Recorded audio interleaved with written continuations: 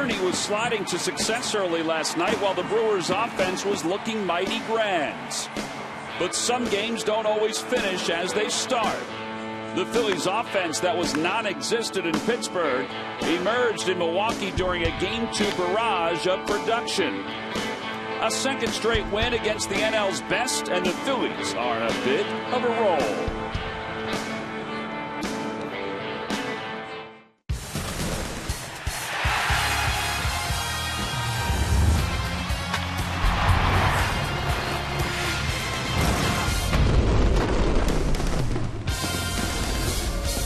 Coming into the series, the Phillies fans were kind of wandering around in search of a little offense. Well, they found it against the Milwaukee Brewers, in particular last night when the Phillies banged out 9 runs to win that ball game 9-7. Tonight it's Game 3 from Miller Park between the Phils and the Brewers. Hi, everybody. I'm Tom McCarthy, joined by Jamie Moyer. After a quiet weekend offensively in Pittsburgh, the Phillies have kind of come to life in the first 2 games against the Brewers. But tonight, they'll have to deal with a guy who is a bona fide Major League pitcher in Kyle Lohse, the former Phil, who's kind of turned his career around. It started when he was with the St. Louis Cardinals. Dave Duncan had a huge impact on him. He dealt with some injuries in 2009 and 2010, won just 10 games. His earned run average was high. But since 2011, his ERA 3.19, and the opposition hitting just 247 against him. He has really established himself as a presence in both the Cardinals rotation, Jamie, and the Brewers rotation. He has, Tom, and it started with learning the sinker and not trying to become the power pitcher or be the power pitcher he wanted to be. Learned the value of a sinker, and that's what he was able to use since 2008-09. He got hurt, pitched hurt. In 2010, he had a surgery. 2011-12, he's had great seasons, and here are his numbers in his last 5 starts against the Phillies, where he's been really outstanding. He's got a 3-0 record, and earlier in the season, when he pitched in Philadelphia, he really used the Phillies' strengths against them. He took their aggression, and he took his ability to become that major league pitcher, that good, consistent major league pitcher he's become, and use his sinker, his changeup, and his slider very effectively. The Phillies are hitting just .219 against him in the last 5 starts. All right, the Phillies are hoping that once again they can hand the bullpen the lead tonight. The bullpen has been outstanding since the first month of the season. They have, and they've been handed the lead, which we've been talking about during the course of the games. And Diekman playing the role he played last night, came in the 7th inning, got 2 big strikeouts. And then Giles comes in and does his job, gets that big ground ball, pitches the 8th inning, has a clean 8th inning, gets a ground ball, and then hands the ball over to Jonathan Papelbon to do what he normally does, is close out games. Yeah, Papelbon has had 1-2-3 saves in the first 2 games of this series. He's continued to have good velocity and good location. And the Phillies hope that he'll have the same location tonight, and they'll be able to use him in the bottom of the 9th inning. It'll be Roberto Hernandez making his 17th start of the season for the Phillies. He did not pitch well in his last outing on July 4th against the Pittsburgh Pirates. And, of course, Kyle Lohse will get the baseball for the Brewers. Well, the long ball has returned in this series for the Phils. Chase Utley in game number 1. That helped the Phils get started early. And then Dominic Brown had a nice night last night. He also went yard. When we return, we'll go to the Comcast Sportsnet studios. Phillies baseball is brought to you by Citizens Bank, introducing One Deposit Checking. Keeping things simple is helping you bank better. By Xfinity, your home for the most live sports. By Toyota, where will Toyota take you? Visit buyatoyota.com to find out. Toyota, let's go places. And by Independence Blue Cross, the most preferred health plan in the region. Independence Blue Cross. Live fearless.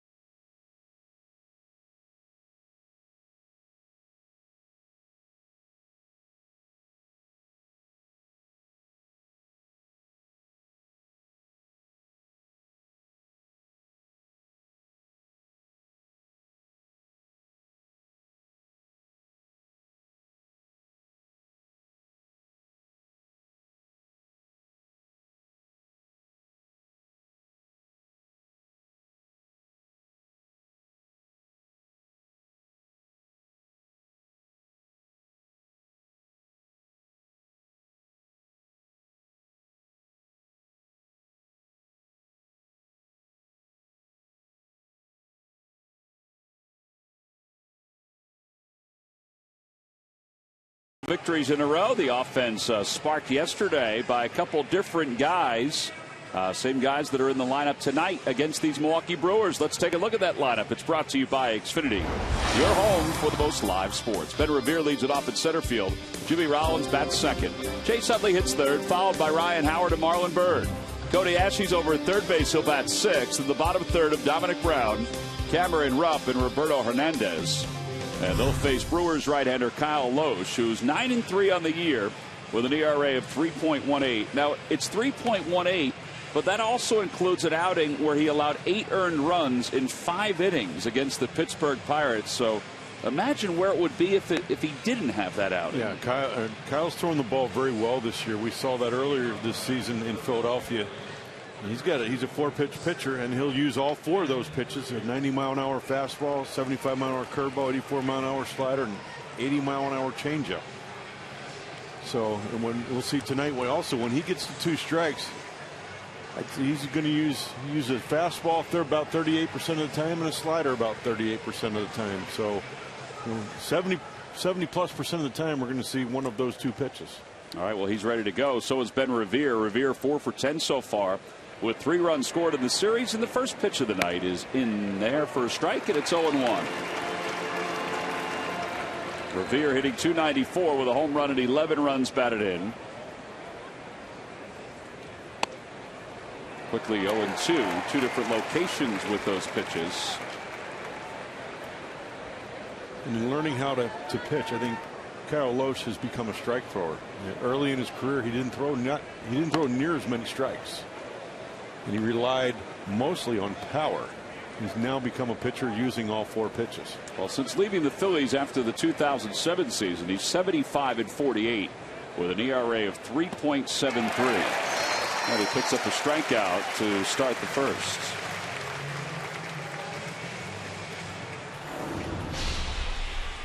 Well, it's time now for the Nissan keys to tonight's ball game. My first key tonight is to keep Kyle Loesch from gaining momentum. If you recall, back in Philadelphia, he got off to a pretty good start and really kind of handled the club fairly easily. My second key will be continue to work the counts like they did last night and score in bunches.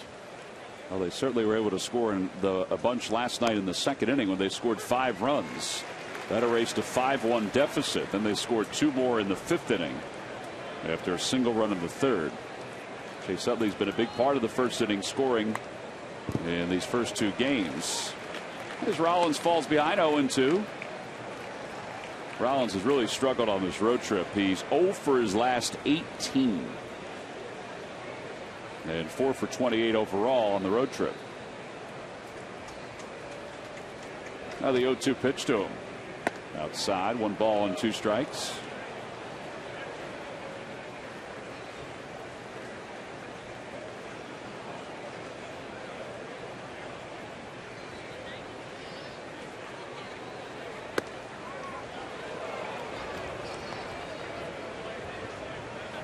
Lucky McDonald's Phillies home run jackpot contestant is Fanny Strockbine of Levittown, PA. Phillies hit a home run in today's ball game, then Fanny will win $100. 2 balls and 2 strikes is where it remains for Rollins. First 2 hitters of the game, Kyle Loesch started out 0-2. And he's going to be aggressive. He's going to come after the Phillies hitters and force them to swing the bat. But it's trying to get them to swing at his pitch, not their pitch. Well, this will be the 10th pitch of the inning. Most of those pitches coming against Rollins, and he fouls it again over the Phillies dugout. And it remains 2 balls and 2 strikes.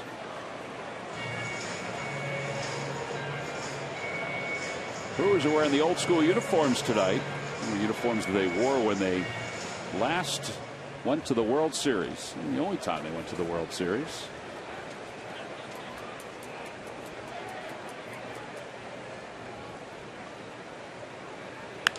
Rollins lifts it out toward right field. On the way back is Schaefer, and he leaps up at the last moment to put it away. There are 2 outs here. The first will bring Chase Utley to the plate. And his first 2 outs tonight, he's gotten on a changeup. So it looks like he's starting guys off hard early in the count, and then late in the count going soft. Rollins was just a little out in front of that one. Utley hitting .292. He's 4 for 7 in this series. 5 runs batted in. Loesch has given up 11 earned runs in the first inning of games this year. His location's been pretty good though in this first inning. It's no balls and 1 strike to Utley.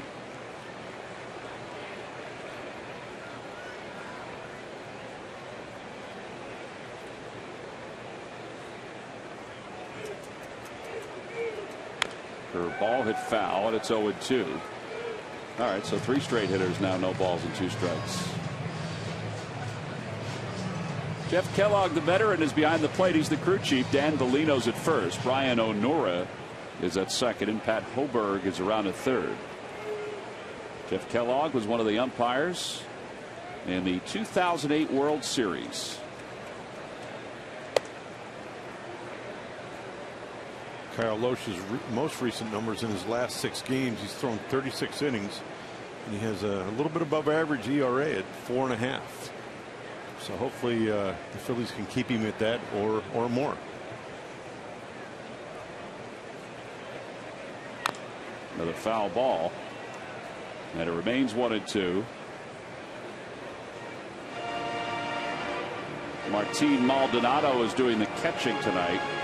Whether this matters or not, I don't know if it does. You would probably tell me better than anybody. It's the 4th game this year that Maldonado is caught with Loesch on the mound, and Loesch's earned run average is 2.14 when Maldonado is behind the plate. They've been able to connect. They work well together, obviously. Now it's well over 3 when Jonathan Lucroy, who's a very good catcher, is behind the plate. And I think most managers like to think that, especially with their starting pitchers, that I can put either one of them out there. You don't want to try to get to the point where I can only throw to one catcher, because if that guy ends up going down, and you've got to rely on this starting pitcher to pitch the rest of the year, it could have a detrimental effect on a ball club. Last night, Willie Peralta, I don't know if it would have mattered if Maldonado's behind the plate or that Lucroy was behind the plate, because Lucroy saved him a bunch of times. He did, and he wasn't very effective last night. I'm sure he didn't have a good night's sleep thinking about it either. There's the 1-2 again to Utley, and he pulls it deep down the right field line. On the run is Schaefer out to the wall. It is gone! Another first inning lead for the Phils. A home run for Chase Utley, his 8th of the year, and it's 1-0 Philadelphia.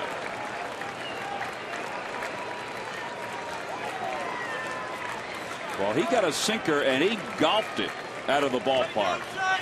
And Fanny Strockbite of Levittown, Pennsylvania, you've just won $100 thanks to the McDonald's home run jackpot. I think Kyle tried to sneak a 2-seamer by Chase, and I think that ball ran back out over the plate a little bit. Chase is very quick inside. He hit that ball pretty hard, pretty much on a line out to right field for a home run.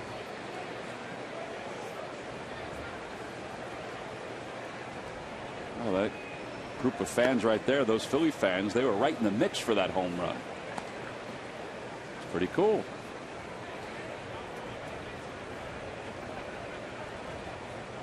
One ball and no strikes now to Ryan Howard. Howard 1 for 7 in the series with a couple of walks, and he pulls that one hard, and it's caught. Nope, it's picked on one hop by Overbay, and the side is retired. But the Phillies do strike first. Chase Utley, well, he has found his legs in this series. He just smoked one over the wall and right to give the Phils a 1-0 lead.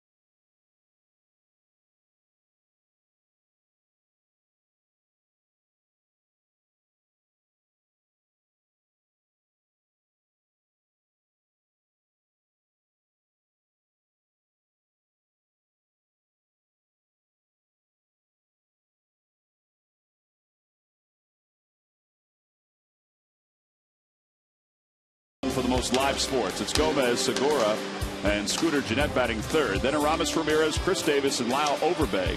Martin Maldonado, the catcher, bats seventh. Logan Schaefer will hit eighth. And batting ninth and pitching, of course, is Loesch. And they'll face Phillies right-hander Roberto Hernandez. 3-8 on the year. 4.48 earned run average. For Roberto, it's his final start before the All-Star break. And if he doesn't pitch well, Cliff Lee needs a spot in this rotation. And Ryan Sandberg has to make a decision on whose spot he's going to take. Yeah, and the nice thing about Roberto, he has pitched out of the bullpen. If that is the possible scenario for the Phillies and Ryan Sandberg, but you're right. He needs to be effective and try to eat up some innings here tonight with his fastball, slider, changeup combination. We see on the road so far he's got a 2-3 record with a 6.63 ERA.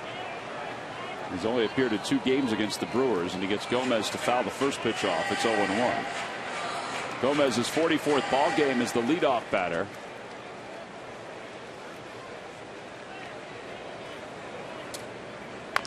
It's that one back to the mound, and Roberto fires over to first, 1 away. Well, step one is to get that guy from getting on base.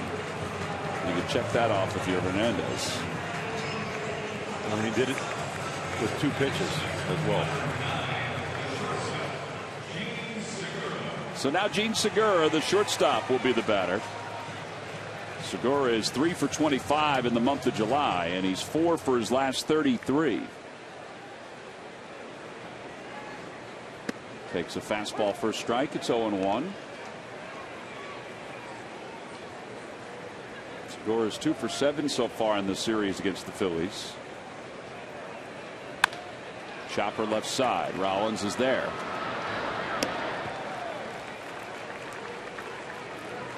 Well, let's take a look at today's current weather conditions, brought to you by Oliver Heating and Cooling. Visit oliverheatcool.com. Now, weather out here in July is normally similar to what we have back home. Not tonight. 71 degrees and breezy. In fact, it felt like a fall day, early fall day. It was absolutely gorgeous here in Milwaukee. But yeah, some folks have some sweatshirts on.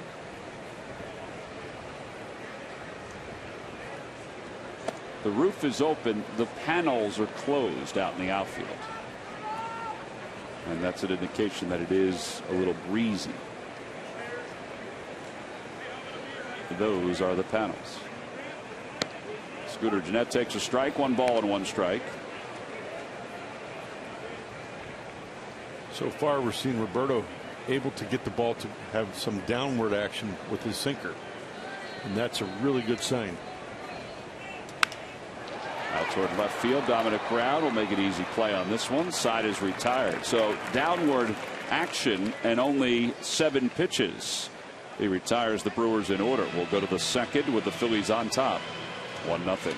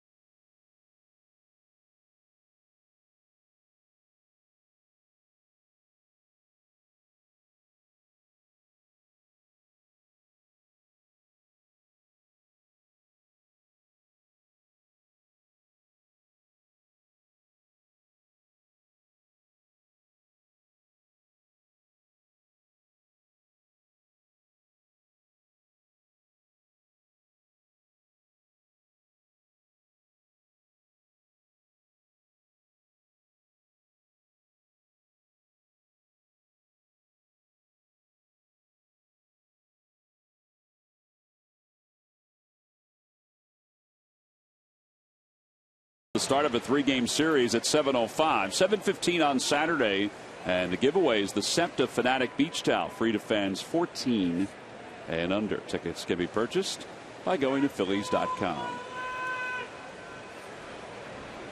Go to the second. Marlon Byrd will take a breaking ball. It's 1 ball and no strikes.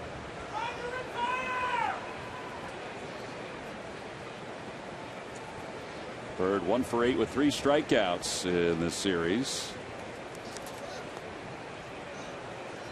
That one is rocketed. Oh, what a play by Segura at shortstop. A diving stab. 1 out here in the second.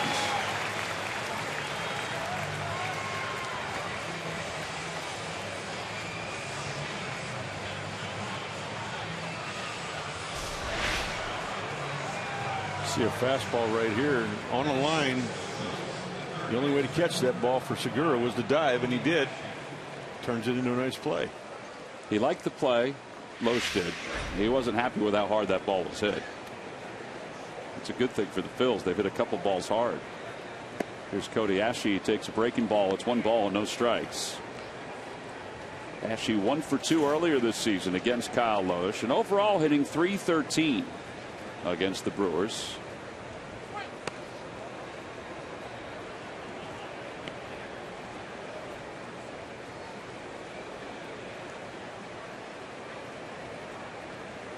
Ashe, a .250 batter, 6 home runs, 26 runs batted in. And he fouls it away. It's 2-1.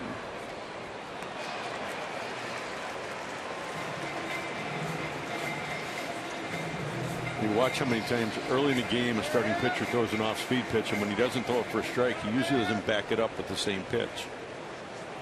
And right there with Cody, he threw a fastball away, then he backed up the fastball with another fastball.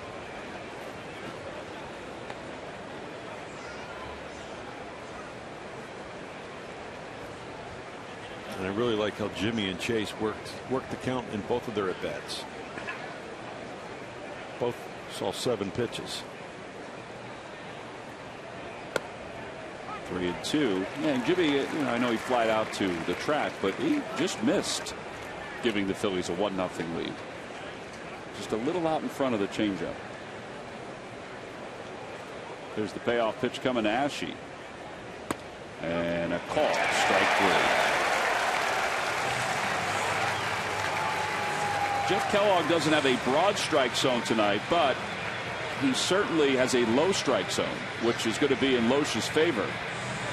Kyle Loesch, Murph, has become one of the better right-handed pitchers in the National League. Fairly consistent over the last several years. Yeah, certainly he has, and Jamie's breakdown of him early in this game was very interesting. Coming into this series, guys, 4 right-handed pitchers going to be thrown against the Phillies, and I was talking to Ryan Sandberg before the game about the success they've been having in this short period of 2 wins, and he said they're just getting the key hits, but they're getting them against right-handers, and that's been something that they've struggled with all year long. Just a batting average of .234 as a team versus right-handers coming into the game, coming into this series. But so far in this series, close to .300 against the right-handers, .296, 16 for 54. That certainly is a good sign because, with a very lefty-laden lineup like the Phils have, you're going to need to have success against right-handers. They were able to do that so far in this series in Milwaukee, guys. Yeah, I mean, it's obvious that there are more right-handers in the game than left-handers, and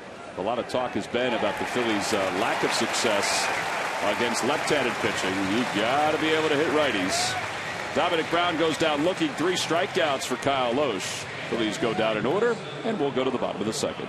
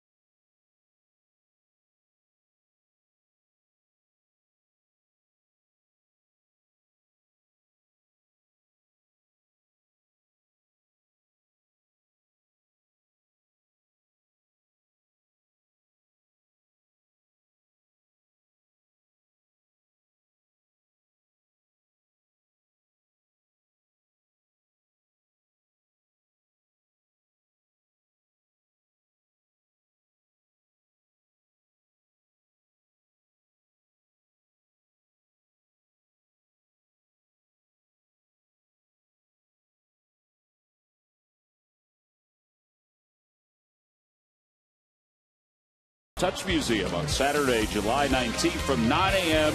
until noon. Play games and win prizes. Plus, at noon, there'll be the Phillies Sports Parade. So stop on by the Police Touch Museum on the 19th of July. 1-0 Phils, bottom of the second. Roberto Hernandez will face Aramis Ramirez, Chris Davis, Lyle Overbay. It's the middle of the Brewers lineup that does not have Ryan Braun again.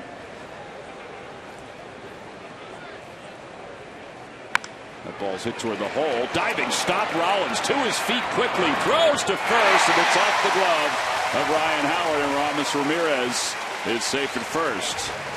And that'll be the first hit of the night for the Brewers. Well, Tom, you alluded that Kyle Lohse would take advantage of the bottom of the strike zone. And I think if Roberto Hernandez is paying attention here and seeing the success that not only he had, but Kyle Lohse has had, there's a tough throw right there. Jimmy had to go in a hole, get on his feet, and make a throw, and it was just a little bit up the line, just out of Ryan Howard's reach.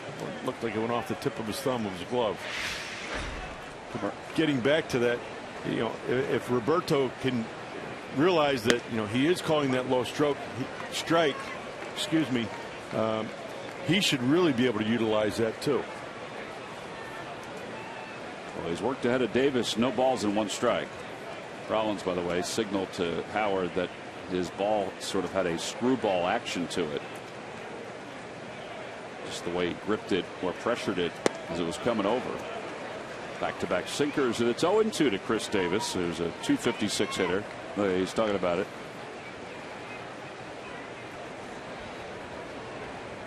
It's all right. Looks like you'll get plenty more tonight. Right here, get one and turn a double play. He's already had 2 attempts. One of the first, one here in the second.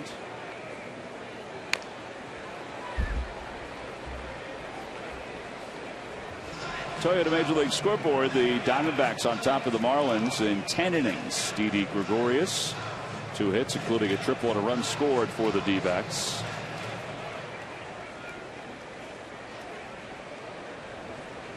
Marlins are 4-6 in their last 10 ball games. Now the 0-2 pitch coming to Davis in the dirt, blocked by Rupp, 1-2.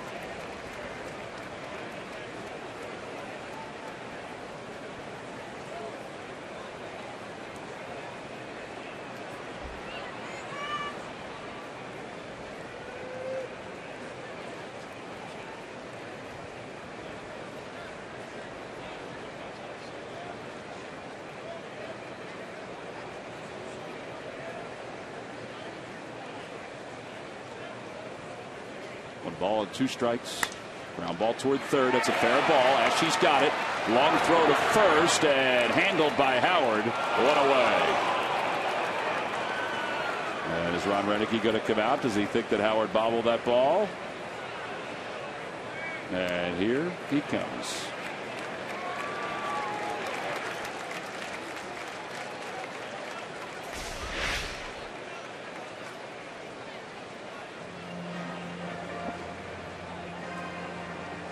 His foot didn't come off the bag, and that's what Renicky was signaling to the first base coach.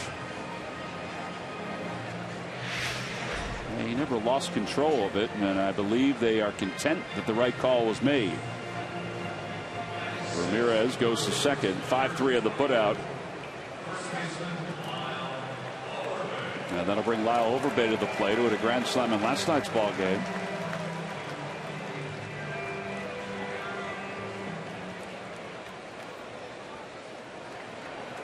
Overbay 1 for 4 in this series.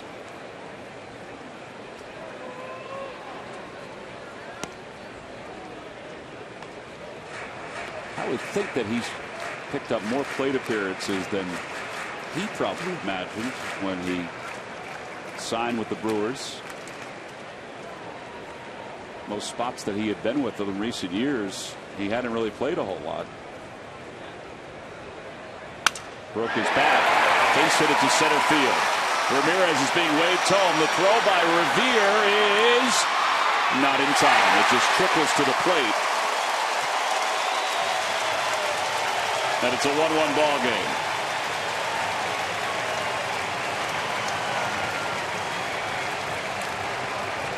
honestly thought that there was a chance, because Ramirez got such a late start, that there was a chance that Revere could throw him out. And if there was just a little bit more on the throw, he would have. Yeah, Ben Revere came to this ball quite hard, and by the time he picks it up and his momentum brings him forward, and Ramirez is not even at third base until he's starting to throw that ball. But unfortunately, when it hit, the ball just died and it bounced twice before it even got to the plate. There's no carry on that throw whatsoever. So a 1-1 ball game with a runner at second hit of the inning, and there's a strike to Martin Maldonado. No balls and 1 strike.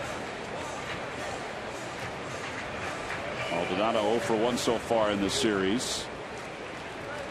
Overall hitting .258, but you see what he's done against right-handed pitching.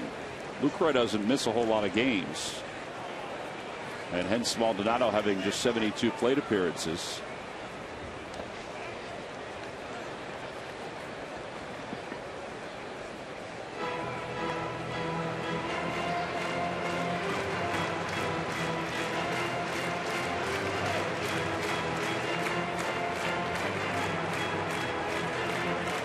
There's Jonathan Lucroy, who's made the All-Star team representing the National League. 1 ball, 1 strike.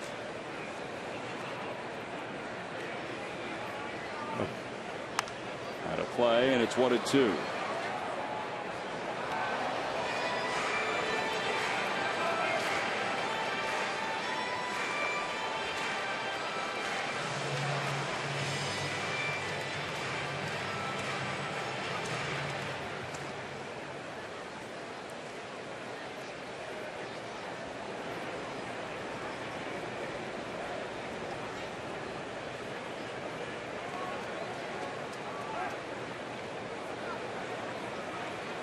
Credit Lyle Overbay there for taking second base. Again, I'm sure teams know that Ben doesn't have one of the stronger arms in the league from center field, and with him seeing that ball coming to the plate with a trajectory, it was easy for him to get to second base. And now he could score on a base hit to, well, definitely to center and to any of the outfield spots if he gets a good jump.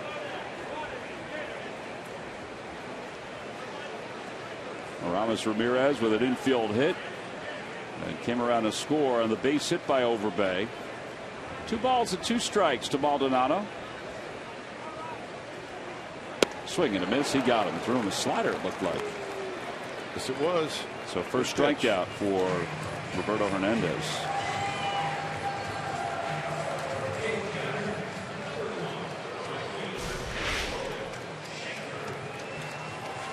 Very good slider.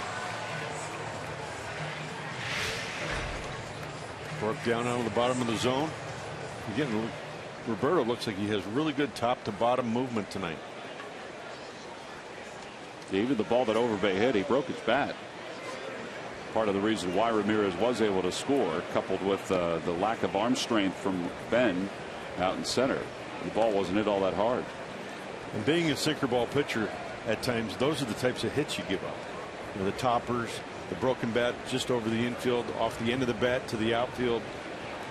You know, that happens when you're a sinker ball pitcher. 1 ball, no strikes. Outside, 2-0.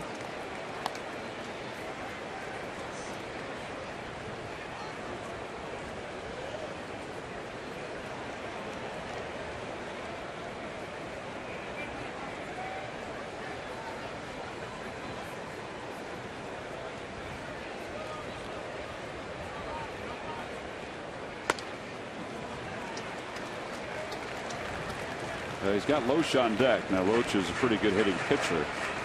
Not as good as he used to be, but he still put the bat on the ball. Trying to get the 8-hole hitter here. And there's ball 4. That'll put runners on first and second with 2 men down.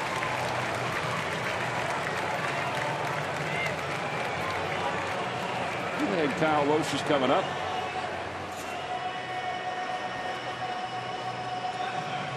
The other day, the first day we were in town, we were watching the pitchers for the Brewers take batting practice. And I mean, They were teeing off pretty good on Joe Crawford, who was one of the batting practice pitchers for the Brewers. Willie Peralta was hitting balls a mile. They call it batting practice, Tom. But out at the foot of the slide. And Loesch was hitting some pretty good ones. Garza as well. And Peralta, we didn't see it last night. I mean, but really letting loose. You know, as much as Matt won't believe it, pitchers are pretty good athletes. I didn't bring that up for you to be able to just make that statement. He's not here to defend himself. Ashe at third. His throw to first is in time. Side is retired. The Brewers do tie it up on an RBI single by Lyle Overbay. So on to the third in a 1-1 game.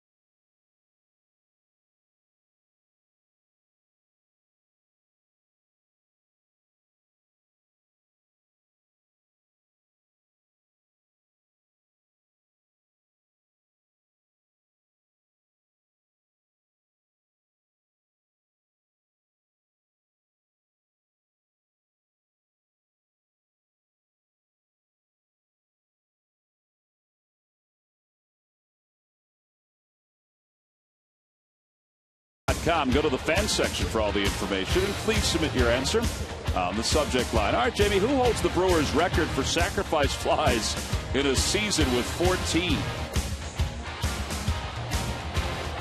I will tell you that I came to the old stadium and I saw him play in a Brewers uniform, and I was 3 rows behind the on-deck circle, and he was enormous. County Stadium. Recall the year?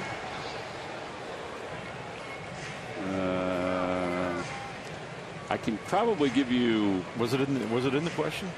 Yes, it was.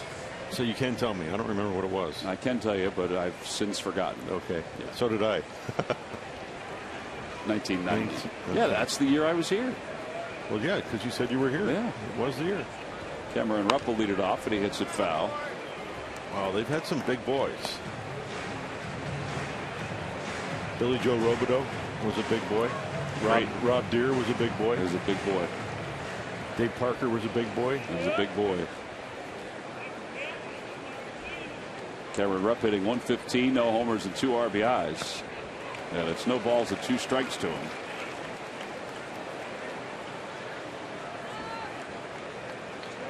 Rupp 0 for 4 so far in the series.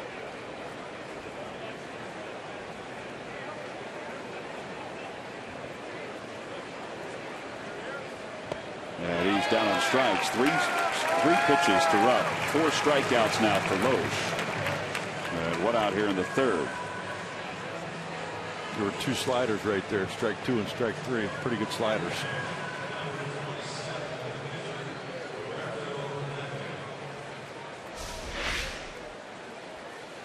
So he's got a pretty tight spin, and looks like it's breaking off the plate and out of the zone.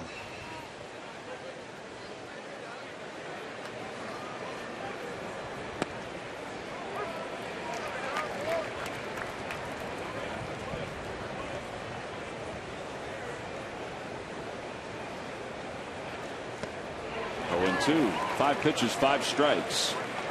Although that may not have been a strike, but it was because he swung at it. So no balls and 2 strikes to Hernandez with 1 out here in the top of the 3rd. And a foul ball, and it remains 0-2.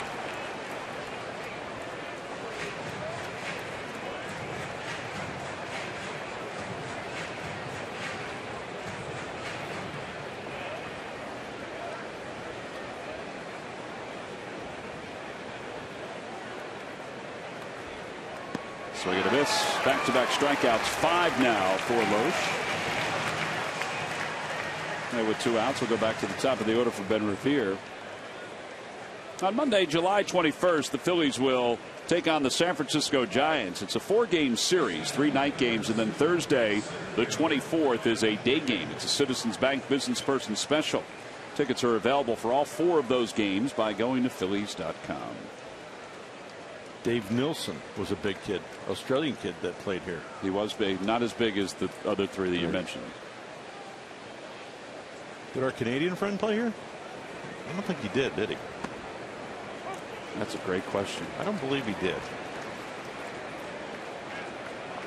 He played for so many teams, I don't remember them all. Watch it. He can't defend himself right now.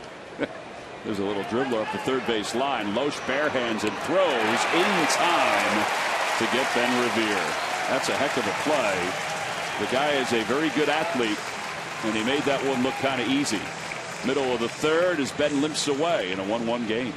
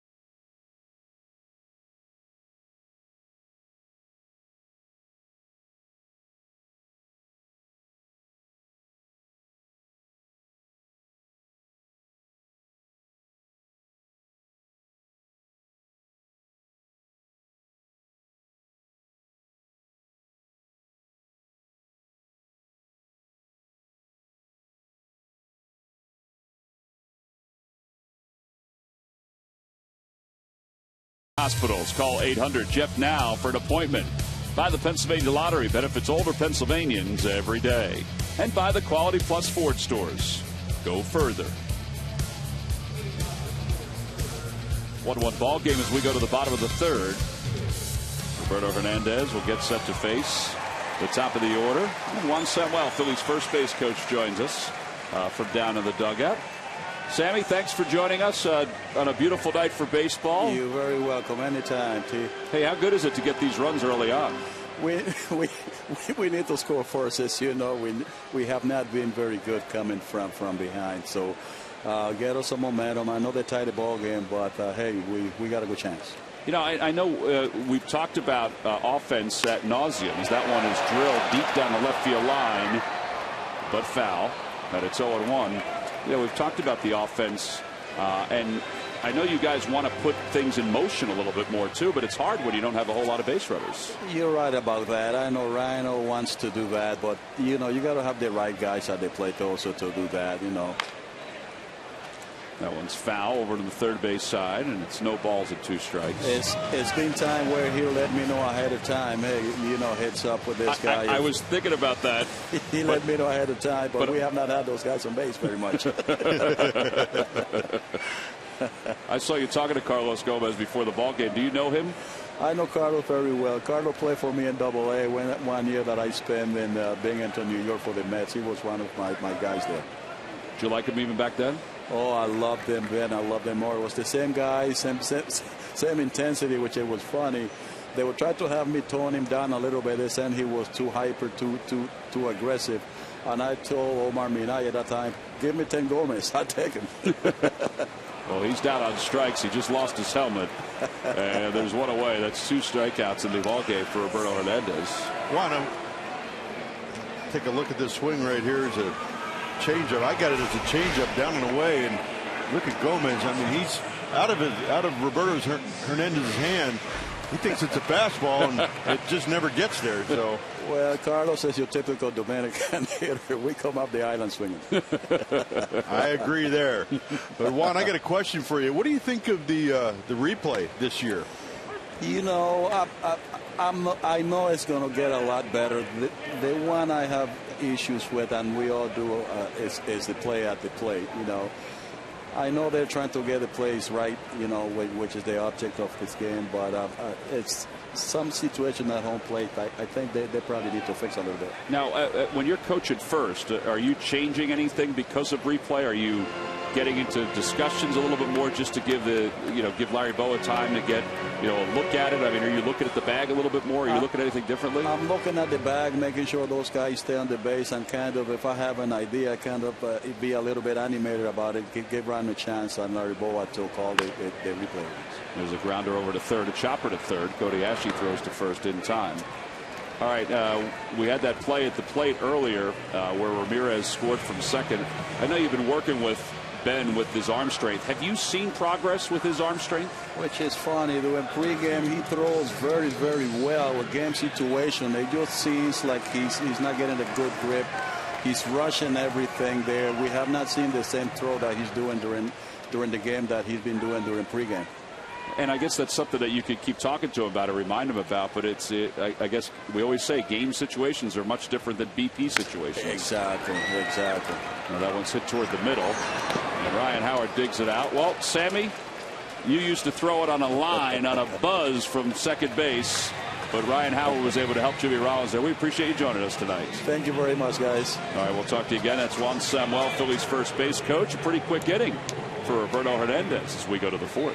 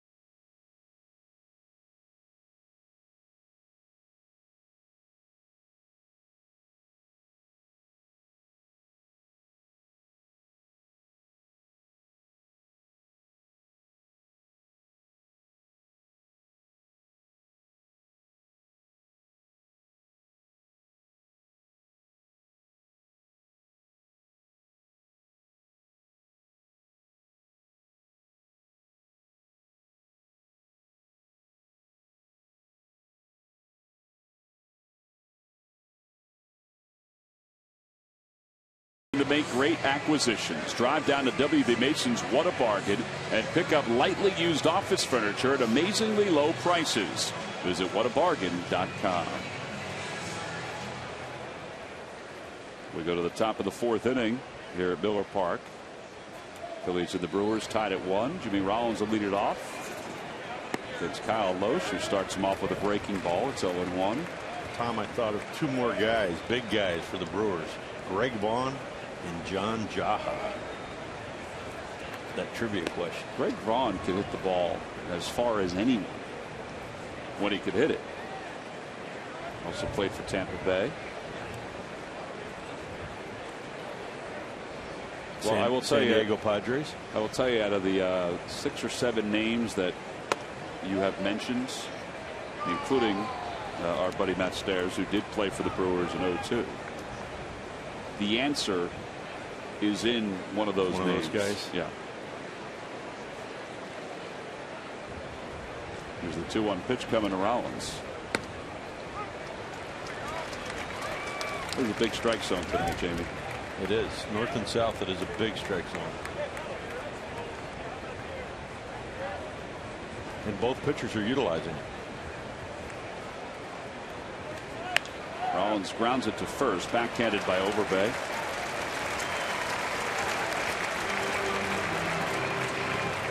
One out. Chase Utley's coming up, and it's time for a Cliff Lee update. So we're going to bring in Murph. All right, thanks, Tom. Well, yes, we know Cliff Lee pitching down in Clearwater tonight for a rehab assignment. And all in all, pitched pretty good. 59 pitches, 44 strikes. He went 4 innings. He allowed 4 hits, 3 earned runs, 1 walk, and 4 strikeouts. All of the damage came in that 4th inning. For Cliff Lee, he allowed a double, and he actually had a wild pitch and a walk in that inning, and then another double, and that's how they were able to score their runs. But all in all, his numbers look pretty good. And again, most importantly, even more importantly than the numbers, guys, is how he feels tomorrow coming out of it. 59 pitches is the most that he has thrown so far in his attempt to get back to the bigs with that strained elbow. So we'll keep you posted on that, and hopefully he comes out of that tomorrow feeling pretty good. Yeah, and I guess Monday, Murph, is the hope is where he'll start again. Yeah, I mean, they're hoping to keep him on that 5-day schedule, and I guess today's Wednesday. If you say it is, I can't keep track anymore. But yeah, so 5 days from now, he'll throw obviously in between his bullpen session, and then again on Monday, and then that probably will be it, I would imagine, if he's feeling pretty good. Yeah, and then it could set him up to keep your fingers crossed, have him start one of the games in Atlanta next weekend after the All-Star break. As Chase Utley's retired, 2 outs.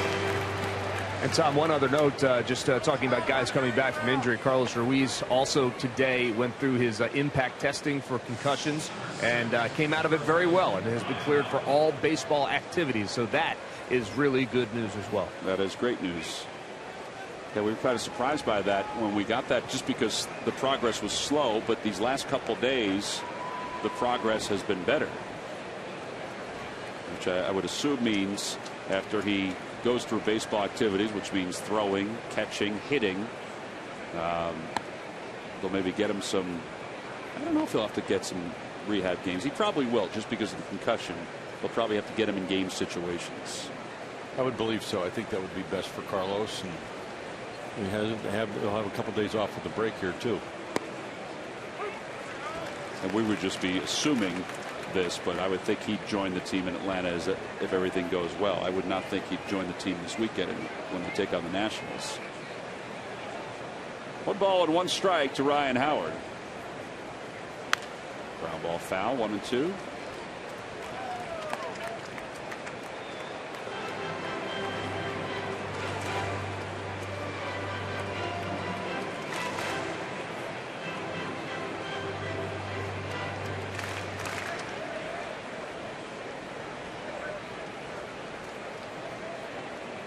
Want to go upstairs with this pitch, and they do.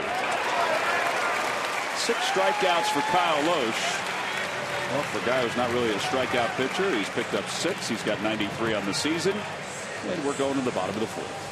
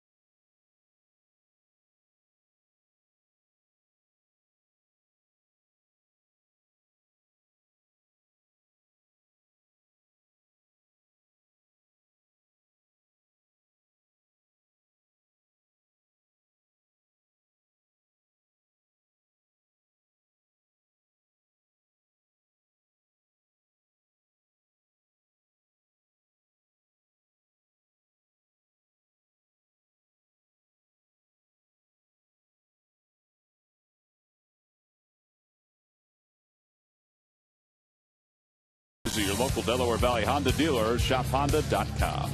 By AT&T, mobilizing your world. And by Chevrolet, visit your local dealer at chevydealer.com.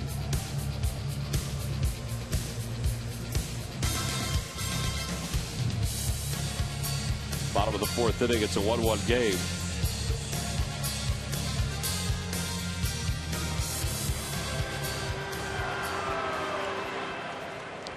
It'll be Aramis Ramirez, Chris Davis, Lyle Overbay. 4, 5, and 6 against Roberto Hernandez. Off the hands to the right side. It's Utley's ball.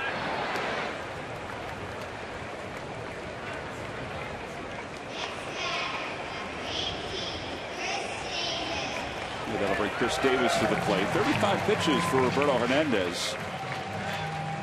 You know what? That's actually a good point to think about. Didn't he throw 39 in the first inning against the Pirates? Threw quite a few in an inning against Atlanta, too. Davis takes low, and it's 1 ball and no strikes. Thought of 2 more names. Jeff Jenkins and Rob Deere. You already said Rob Deere. Did I say Rob Deere? Yeah. No, I said Billy Joe Robideau. And then you said Rob Deere. Did I say Rob Deere? Uh-oh. Uh-oh, yeah. That's what happens. Over 50. I'm starting to go. There's a strike, and it's 1 ball and 1 strike. Toyota Major League Scoreboard. Nationals lead the Orioles 5-2. That game's in the bottom of the 6th. Washington's won 7 of their last 10 games, 7 of its last 10. 1-2. By the way, it was 45 pitches against the Pirates. It was 39 against the Braves earlier this season. So with that said, he's got 38 pitches with 1 out here in the 4th. This is how effective he can be when he gets on top of the baseball. Ground ball over to third. It's foul ball. And you see a lot of swings on balls that are down and below the zone. There's 6 ground outs already. So this is the kind of night where the infielders have to be on their toes. And you usually think that with a sinker ball pitcher, but that hasn't been the case with Roberto for most of this year.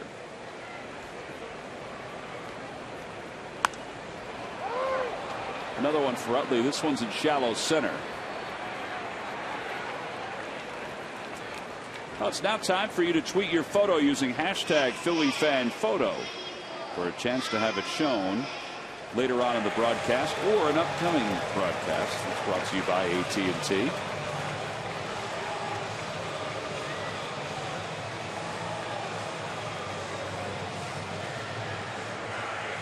Folks maybe take a photo tonight. Send it in. We might use it today or tomorrow or later on. From here at Miller Park in your Philly garb. Overbay pulls it into right field. 2 for 2 tonight. He's using the end of the bat very well tonight. He hit that ball off the end of the bat as well. He didn't break his bat this time.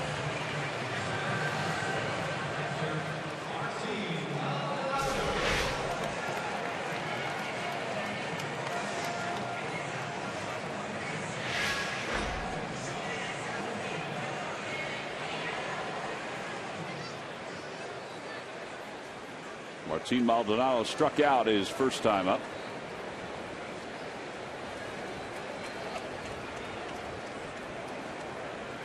And he bunts up the third base line, foul.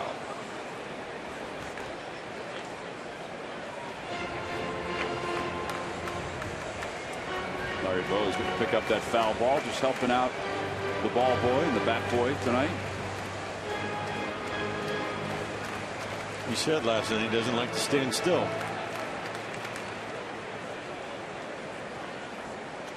Still one of the best guys to talk the game with. I mean, he has information in that head about everything when it comes to the world of baseball. That's why he was so good when he was on the MLB network, because he had an opinion and he knew what was going on with everybody in the league.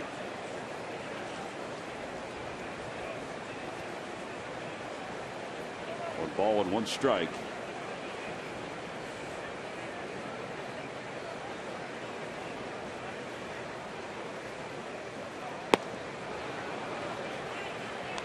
I don't want to jinx him or anything like that, but his sinker is really good tonight. I mean, that one right there was. You're not jinxing him. It exploded right in the, down in the zone. It's as good as we've seen all year, and we've seen spurts of this throughout the course of the season with both Roberto and Kyle. It's a matter of finding that consistency with that sinker, and it's really the arm slot and release point. And we've seen some really good sliders tonight. It's good that he's throwing them.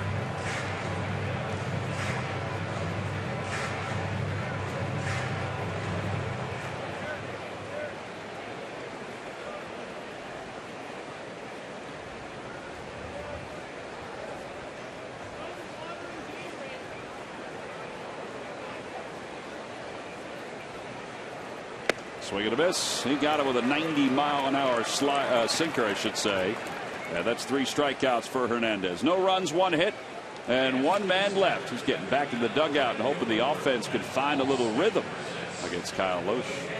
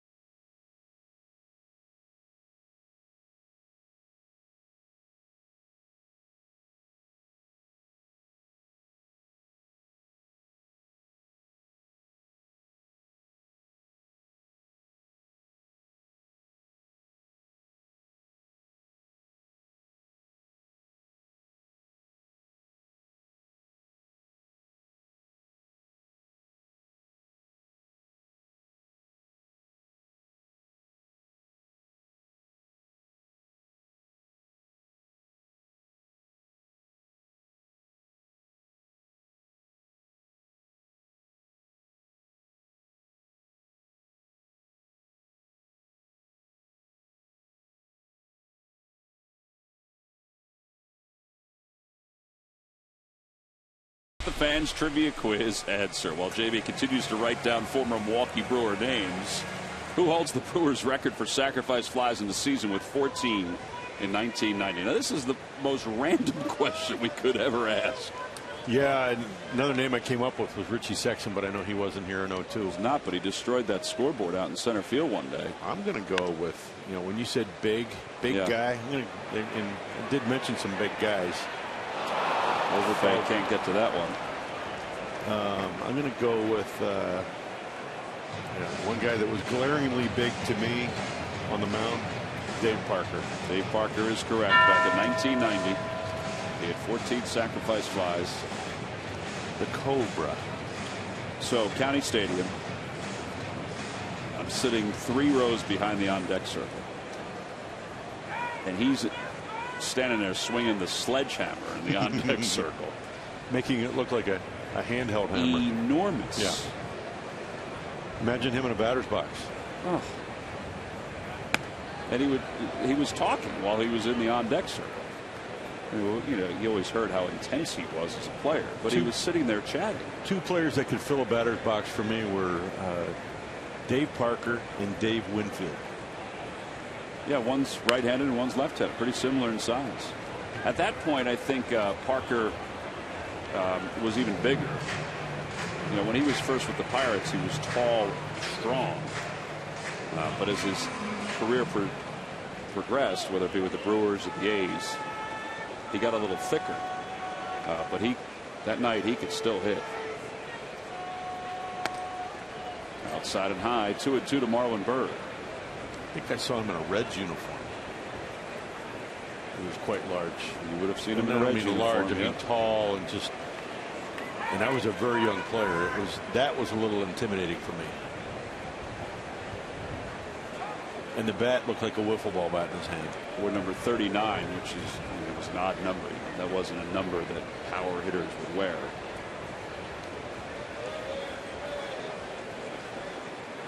Marlon Byrd lined out to short.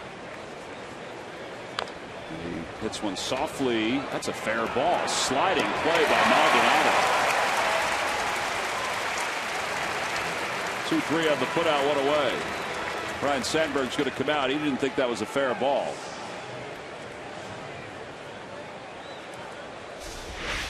That's not one that he could challenge. Did it bounce? Did he catch it on the second hop? There's one.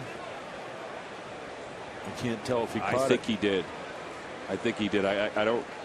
From that angle, it was tough to tell. From our angle, it was easier to tell. Sandberg came out to discuss it because he didn't think it was a fair ball. You can't challenge that particular play because that ball was in there for a strike to Cody Ashley. It's 0-1. But he could ask for help, though, right? Could ask for help, or he could just argue that it was a foul ball, and we could have had a good old-fashioned argument. Swing and a miss, 0-2 to Ashley. Take notice also how low Maldonado gets. Chooch does that very well.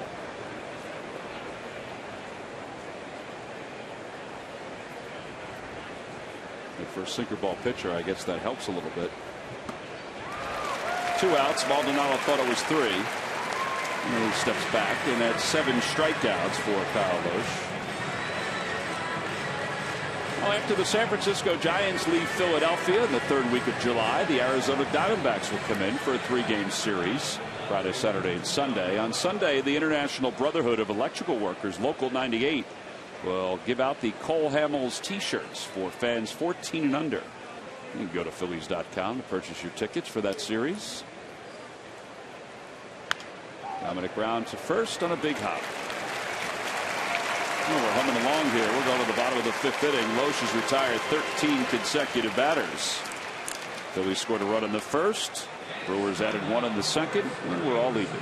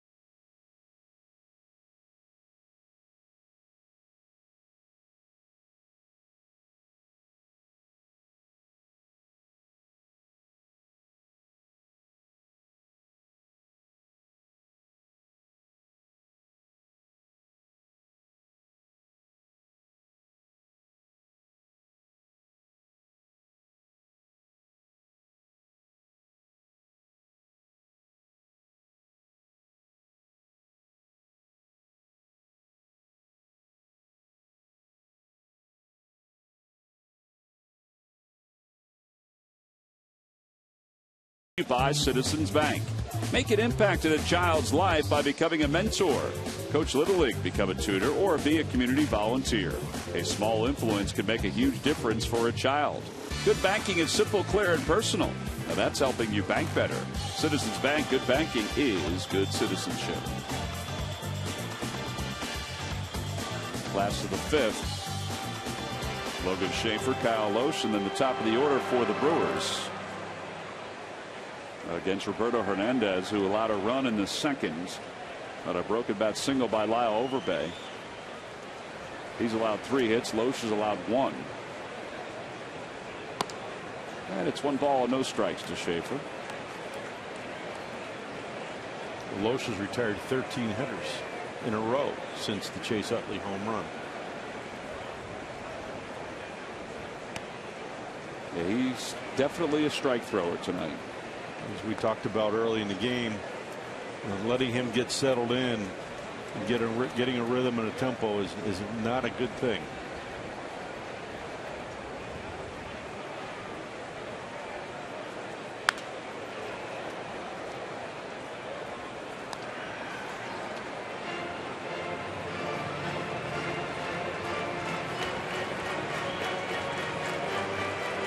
Playing right field again tonight for Ryan Braun. They're not totally sure when Braun's going to be available to play. They said it's a day-to-day thing. It's a treatment-to-treatment thing. He had a bat in the hand last night to possibly pinch hit. That may have just been a decoy. I don't know if he was available to pinch hit or not. They wouldn't say.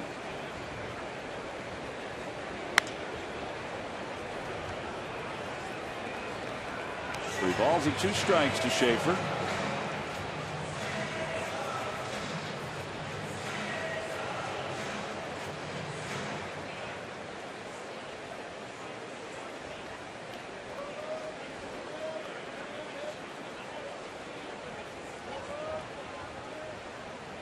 And ball 4. And that is the second walk, and both have come to Schaefer. What Philly sports topics are you fired up about? Well, tweet it at PST on CSN, and Michael Barkan can discuss your tweet on Philly Sports Talk, presented by Comcast Business, weeknights at 5 on Comcast Sportsnet. Todd Zolecki was a guest tonight from Phillies.com and MLB.com. So was Shaquille O'Neal, the Shaq Daddy. There's a bunt back to the mound. Hernandez will make the play over the first.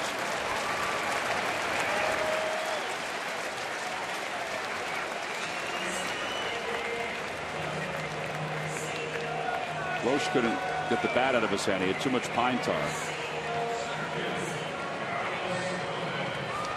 He ran up the line with it in his hand. And basically, the pine tar was causing the bat to stick to his batting glove.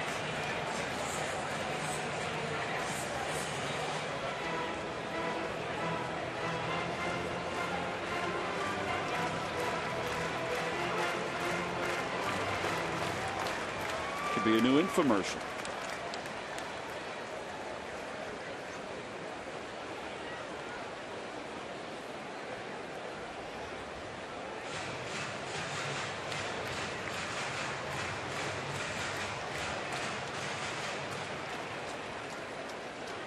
Carlos Gomez is 0 for 2.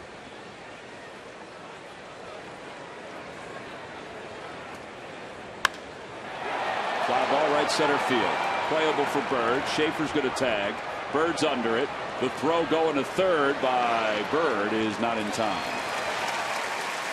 But there are 2 outs.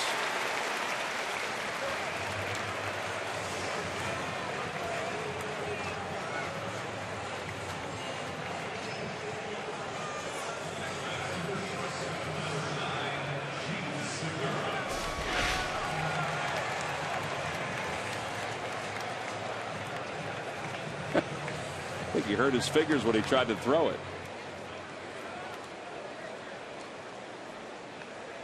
That's a lot of pine tar, Jamie. Think he's going to put it on his uniform? Probably not. Be pretty evident. Well, he's kind of shown where it happened. He's like, well, what do you want me to do? The bat stuck to my head. It was all over me. Corners are in a little bit for Segura. And it's 1 ball and no strikes.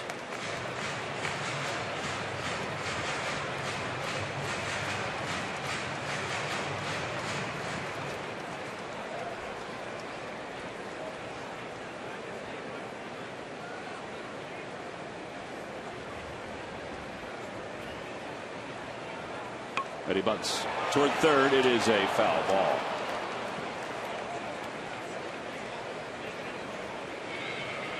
Schaefer decided to stay because he figured, all right, Segura may beat that out, but they could come home, and I'm not going to take a chance.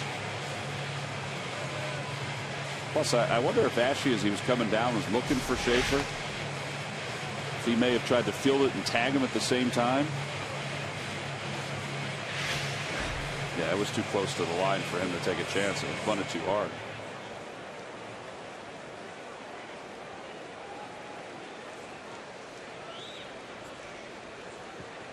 Could do it again.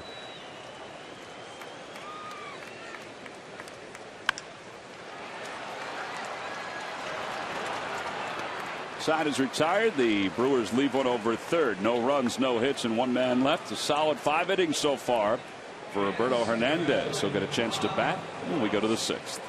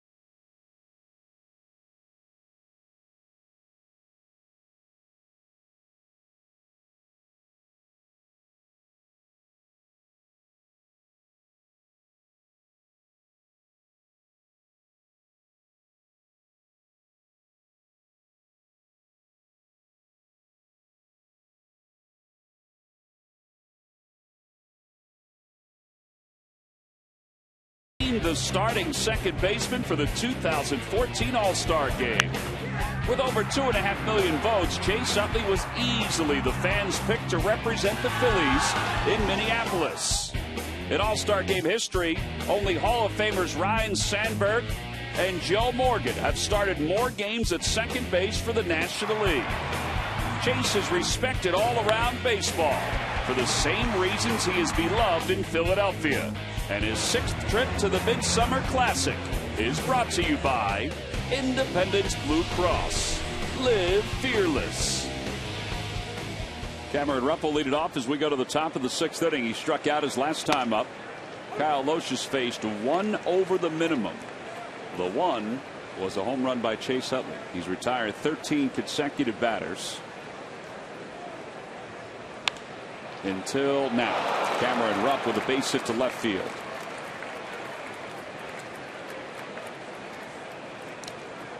Well, the offense tonight has just 2 hits, but the offense last night kind of exploded for Ryne Sandberg, and that's part of our Geico quote of the day. Rhino said what it took was some patience, some good at-bats, and of course big hits with men on base. It was good to come back like that. KK needed that support. It was good his teammates picked him up. Well, it was good on a lot of different levels that they were able to pick him up, get him a win. There's been a lot of games where he hasn't gotten a whole lot of support. As Roberto bunts it, foul. See, Tom, here's what we talked a little bit a series or 2 ago about, you're in a definite bunt situation here. Most of the times, pitcher throw first pitch fastball. Right there, Kyle threw a first pitch slider, got a foul ball. They don't want Cameron Rupp at second base. They're going to try to get 2 strikes on him and force him to try to get a ball down without throwing him a fastball. And he does bunt it up the first base line, and the sacrifice is successful. It wasn't an easy pitch to bunt for Hernandez. He got a fastball when it was up. They were trying to get him to pop it up. But there, you watch most bunting situations in today's game, they throw it right down the middle. If that ball's up, Roberto does a great job of getting on top of that ball and putting that ball on the ground and advancing Cameron Rupp. But what I'm trying to say is most of the time teams just throw the ball right down the middle, let the guy bunt the ball. Look, why are you giving him that opportunity to advance a runner. I'm not sure I'm understanding that. Well, I have to admit that until you mentioned it, it never even dawned on me. And I think a lot of times I think, well, this guy doesn't have the command to do it. This guy doesn't have the precision to do it. Okay, then why is he in the big leagues? If he doesn't have the command, he doesn't have the precision, why is he in the big leagues? It's a great point. It's a great point. Off the end of the bat, it's 0-2 to Revere. Ben is 0 for 2. He is struck out. And he's grounded out to the pitcher.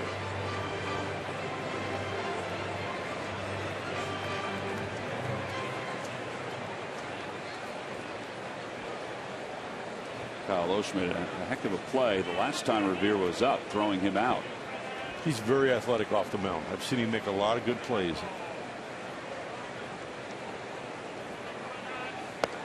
They're going to throw behind Rupp, but he's back. When you think about where Kyle has come from, Kyle Loesch has come from. In 08, we talked in our pregame, that he got, let me see, in 08, he was in St. Louis, got hurt. No, excuse me, it was 09 he got hurt. Learned the sinker in 08.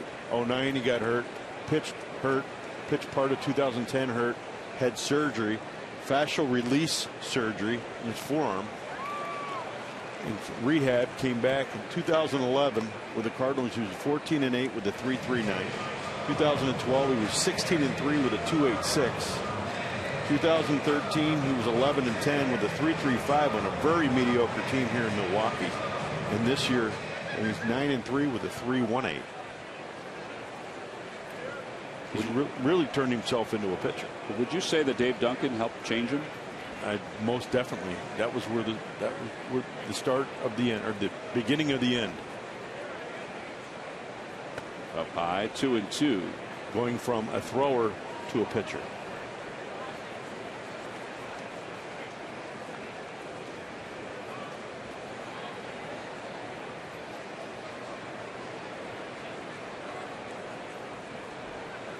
And I also believe at that time in 08 he was tipping some of his pitches, his off-speed pitches. He would fan his glove when he threw an off-speed pitch.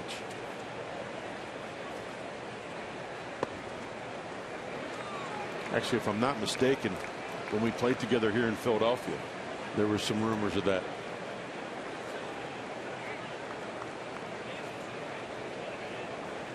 Well, he was 3-0 when he was with the Phillies back at 07. His ERA was 4.72. Pitched at 13 games, made 11 starts. 3-2 pitch coming to Revere. And he lines that sharply to second on 2 hops.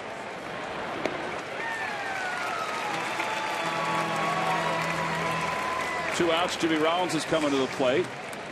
And Big Time Bats is releasing this full-size bat that will commemorate Jimmy becoming the Phillies' all-time hits leader. It's limited and it sells for $109.95. You can call now 866-280-BATS or log on to BigTimeBats.com. By the way, that was only Kyle's second 3-ball count of the night there to Ben Revere. He was about to throw just his 74th pitch of the night.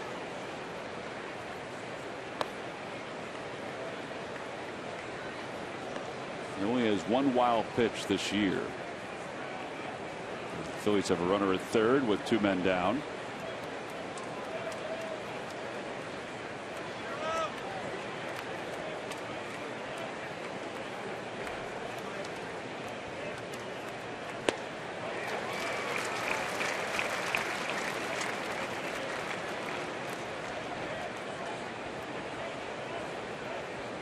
He has 6 at-bats where he's thrown 2 pitches or less.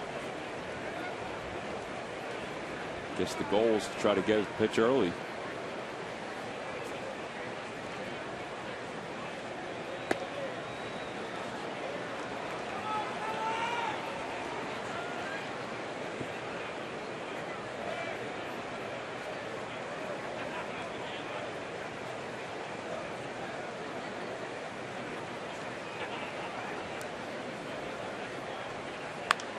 In the air to right field. Going back out it is Schaefer. Back to the warning track. To the wall. It is gone. A home run for Jimmy Rollins. A 2-run shot, and the Phillies take the lead. It's a 3-1 ball game. Well, we said he came close at his first at-bat. This time, there was no doubt about it.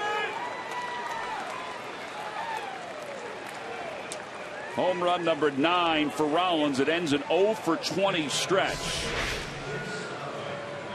Jimmy gets a curveball here that stays up in the zone a little bit. And Kyle, the first pitch he threw Jimmy was a hanging curveball for a ball.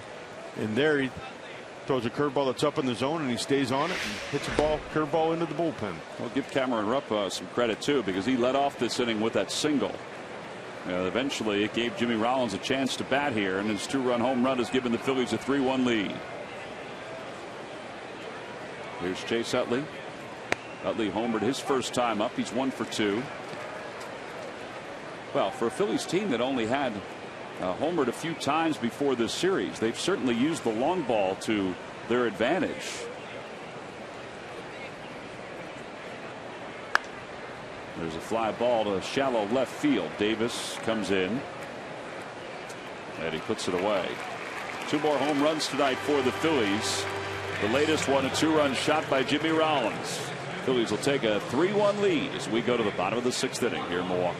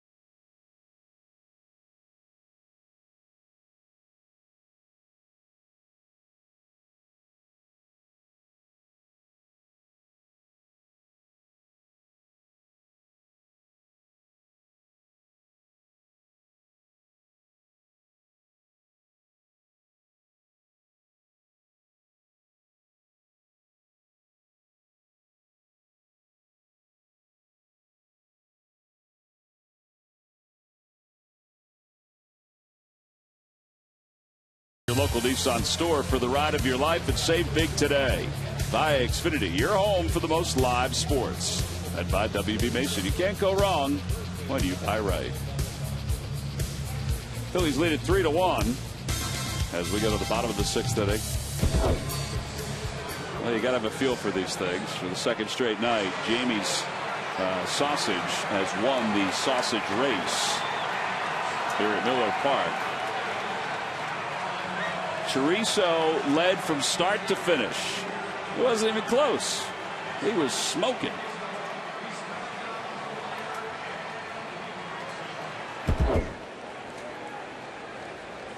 Gotta have a feel, Jamie. Gotta have a feel. Yes, you do. When you got it, you got it.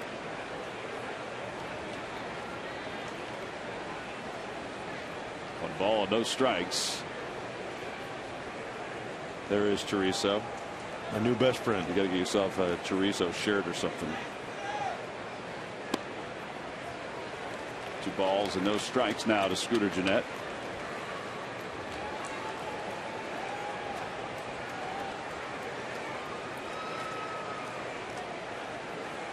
Gennett is fly to left. He's grounded out to shortstop. Out toward right center field. Then Revere ventures it to the alley. He says he's got it. Well, there's one out.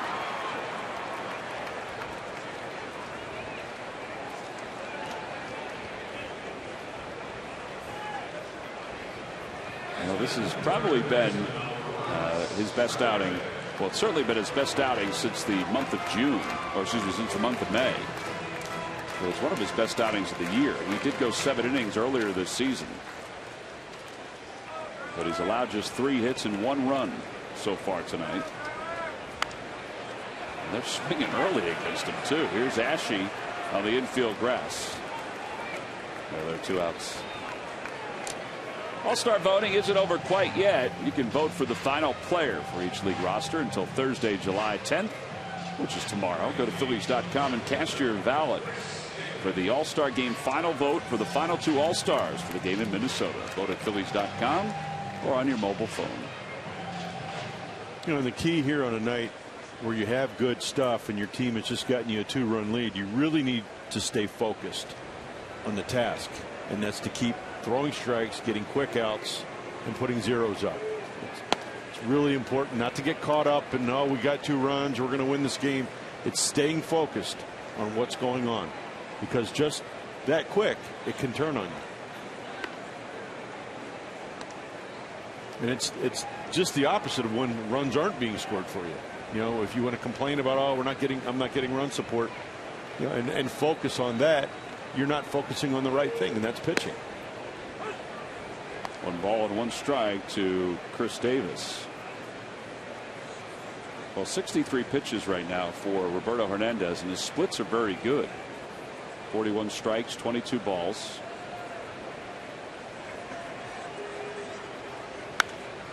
Another fly ball. Ben Revere into the twilight. He sees it, and the side is retired in order. 1, 2, 3 go the Brewers. 6 in the books. Well, 2 races in the books for Jamie.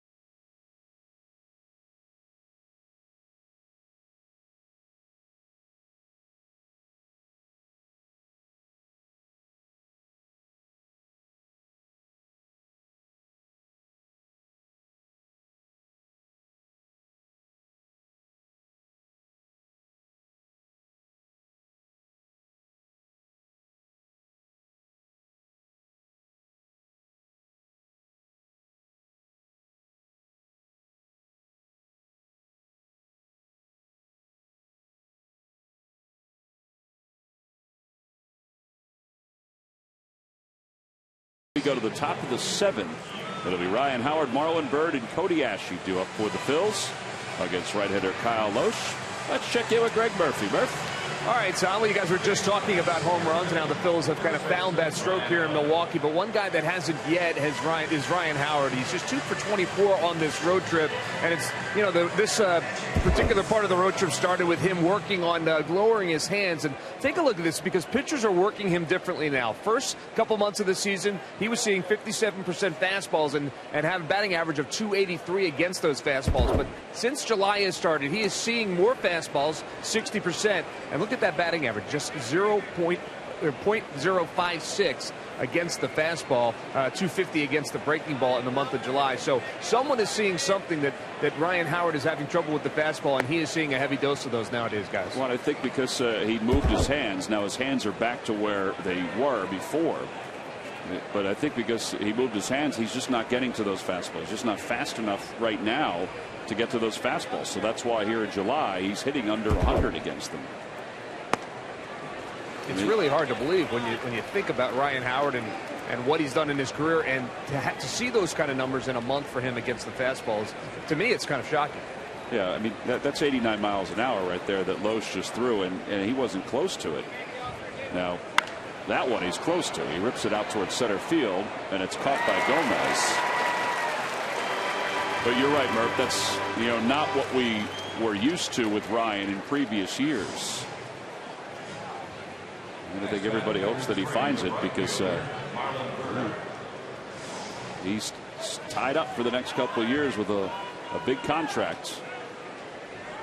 But Ruben Amaro has said over the last couple of days when he's talked about Maikel Franco and getting him some time over at first base if he does come up, it doesn't seem like if they do bring somebody up to platoon that Ryan's going to get.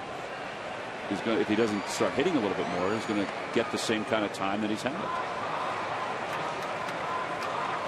Well, you're not going to bring a young kid up to sit him on the bench. Correct. You're going to bring a potential prospect to the big leagues, and you're going to put him out, and you're going to give him a chance to play at third or first, wherever it is. You're going to want to see what he can do here. Otherwise, it's a total disservice to bring a young kid up and not put him, take repetition away from him from the minor leagues and bring him to the big leagues and not play him.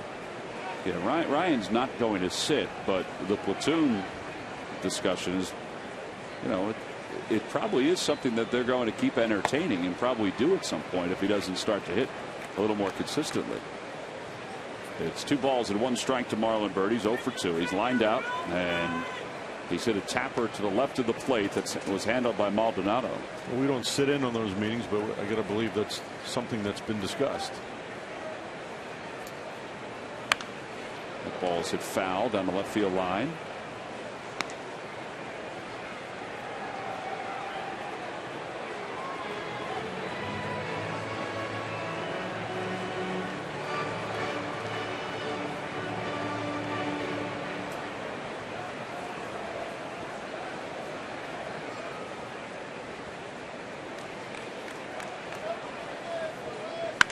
Back toward the middle, off the mound, a base hit. 1 out single for Marlon Byrd.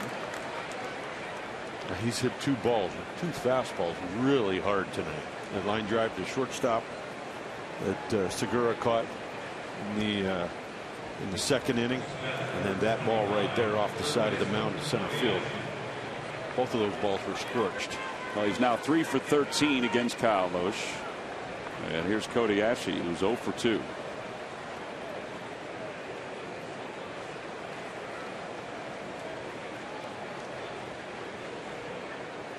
There it goes, and the pitch is hit foul, and it's 0-1. Well, that's what we talked to Juan Samuel about earlier, about putting guys in motion a little bit more, particularly with a guy that they feel comfortable with the bat, and that's Cody Ashley.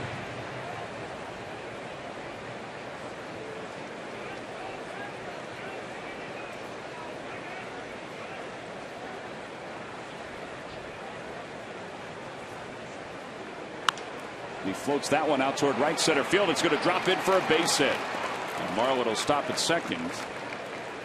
And that'll put runners on first and second for Dominic Brown. Well, the Fanatic MVP Club is presented by DuPont Hospital for Children. It's for children 14 and under.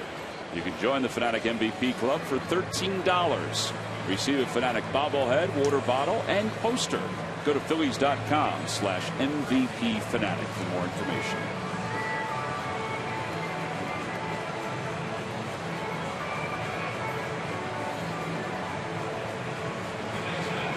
Just kind of sense the Phillies hitters are feeding off of each other in these at bats as we go, look back in the 2 previous games and tonight.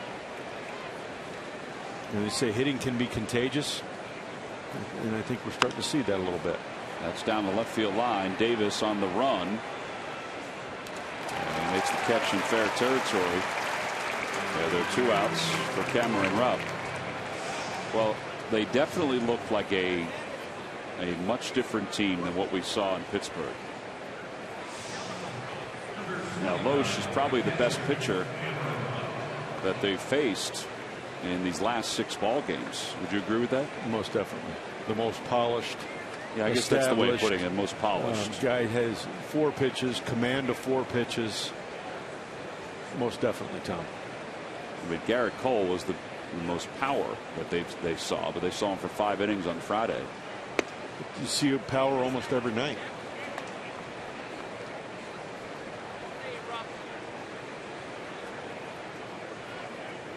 One ball, no strikes to Rupp. He singled his last time up.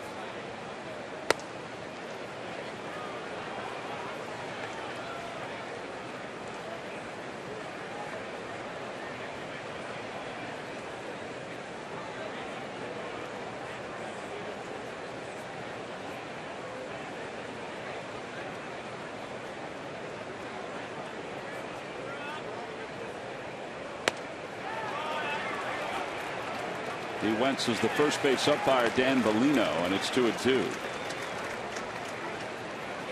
So the Major League scoreboard, the Mets have defeated the Braves 4-1. Travis d'Arnaud, after spending some time in the minor leagues, had a home run and 2 RBIs in that ball game for the Mets. So the Mets are now 7 out. They're 42-49. They've won 4 straight. The Phillies are 9.5 out in the East. It's all dependent right now on what happens with the Washington game.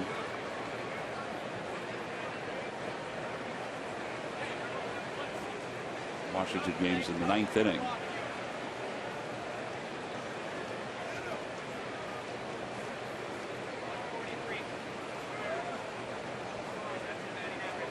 Those will be off. There they go. The 3-2 is hit out towards center field. It's not deep. Coming on is Gomez, and he's going to play it on one hop. Bird will score.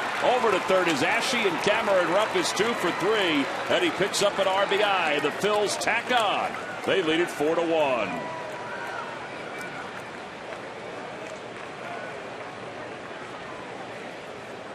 And Roberto Hernandez is going to get a chance to bat here in the 7th inning. Great at bat here by Roberto. He saw a number of sliders, or excuse me, not Roberto, by Cameron Rupp. Saw a number of sliders, and he stayed with that one long enough, hit it off the end of the bat, and just got it out into short center field. And with Marlon Byrd moving on the pitch, allows Marlon to score easy, and puts runners at first and third. Cody Ashe moves to third base.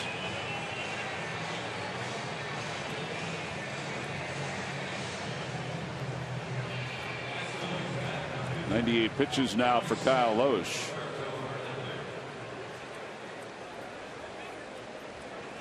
Roberto's 0 for 1, a sac bunt, his last time up.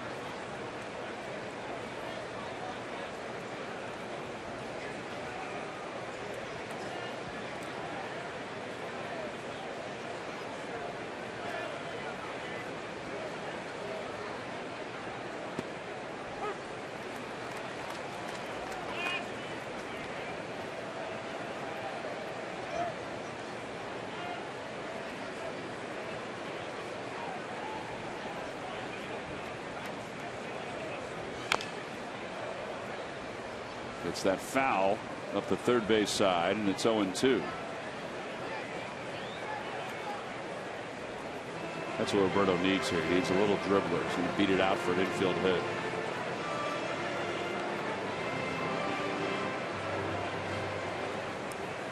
You don't think he's going to beat it out? That'd be a Will Whittle dribbler. He doesn't make contact. He's down on strikes. Side is retired, but the Phillies add another one on a base hit by Cameron Rupp, and it's time to stretch.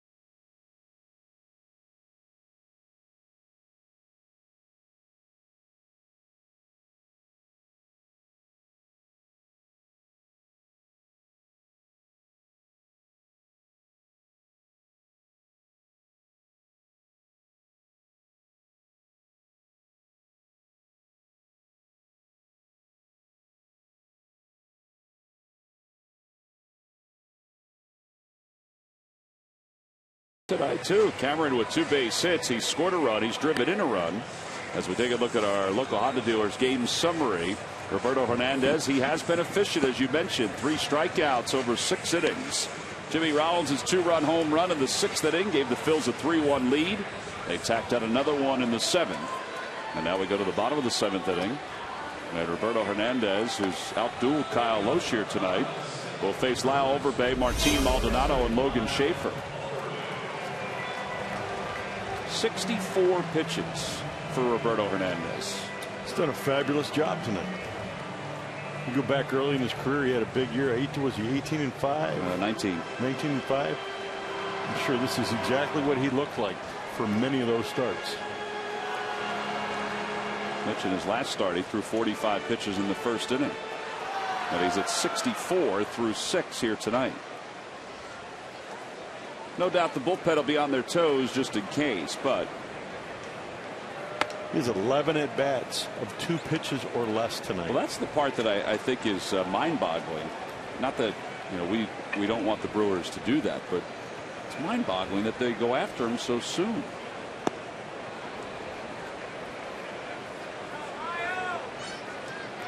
I mean, the Brewers are that aggressive, but I think there has to be some kind of an adjustment from pitcher to pitcher. But this also shows you what kind of stuff he has. Over to first, Ryan Howard. Got to take it to the bag. 1 out. So that's 3 pitches and 1 away. Every time the Phillies retire the opposition, 1, 2, 3. And Roberto's done it twice tonight. Comcast will make a contribution to Phillies charities. Phillies baseball is brought to you by Xfinity, your home for the most live sports. 9 ground ball outs. Nice.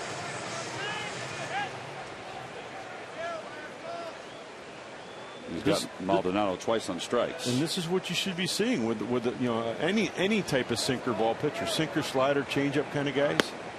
This is what you see.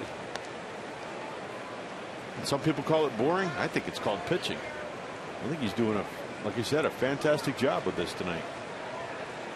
Here's a kind of outing that you build off of.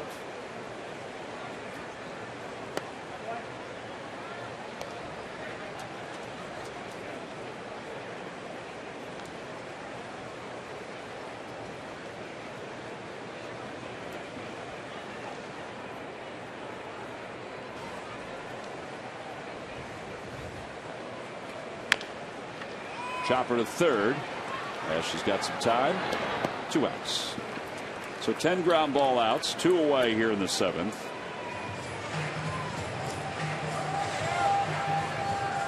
And that'll bring Logan Schaefer to the plate. Tom, you talked earlier about Cliff Lee potentially coming back somewhere probably shortly after right after the All-Star break. This kind of pitching really makes decisions difficult for a coaching staff. But you need to see this on a consistent basis. This is one night, and it's great to see and witness this time. But you need this consistency, outing after outing after outing. A 1 hopper to shortstop. Jimmy Rollins is there. 3 ground ball outs, and it's an easy 7th inning for Roberto Hernandez. 7 pitches. That's it. We'll go to the 8th. He's in total control tonight, just as we expected.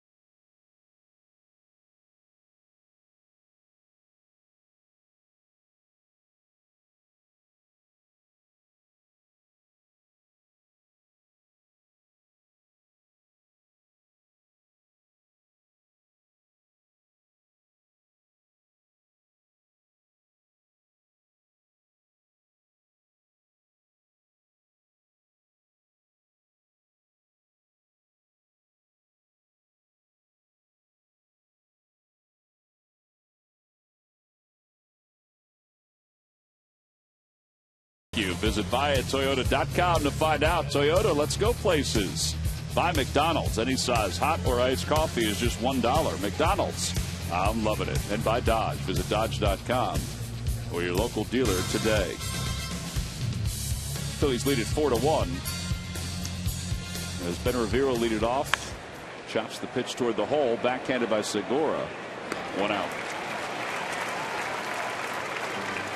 1 out here in the top of the 8th inning.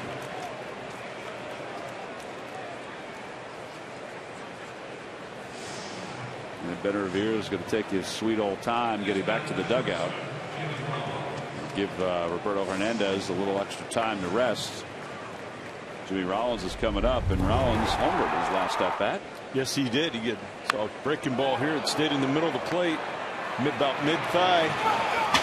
Hit it into the Phillies bullpen for a 2-run home run. Give the Phillies a 3-1 lead at that point of the game in the 6th. Yeah, they added one more in the 7th. And it's 0-1.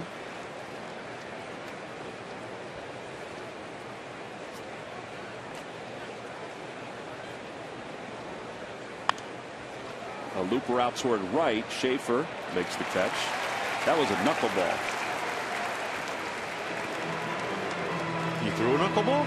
No, that was a slider. That he hit it was a knuckleball. Okay. From our vantage point, you can kind of watch it sort of dance around a little bit. Well, it's time now for a Hyundai defensive play of the game. This is one of the harder hit balls here tonight by Marlon Byrd. Here in the 2nd inning, Marlon hits a line drive to Segura at shortstop, and the only way he was going to get to this ball was to dive, and he made a very good play. And that would be our Hyundai defensive play of the game. Chase Utley's the batter. He's 1 for 3. Homered his first time up.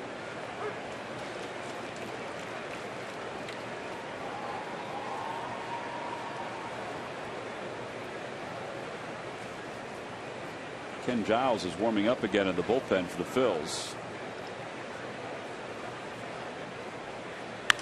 Ground ball knocked down by Loesch. He can't find it. Now gets it and throws it right on by Overbay. Utley will get to at least second base on this one. And he'll stop there.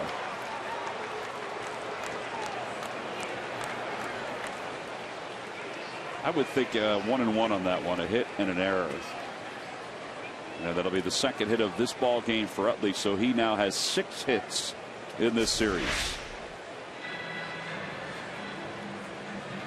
Again, another athletic play by a pitcher to stop the baseball, but not quite so athletic in throwing it. Yeah, he's very frustrated.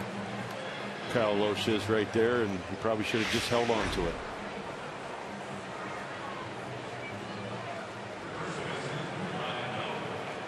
Utley's average, by the way, is now back to 294.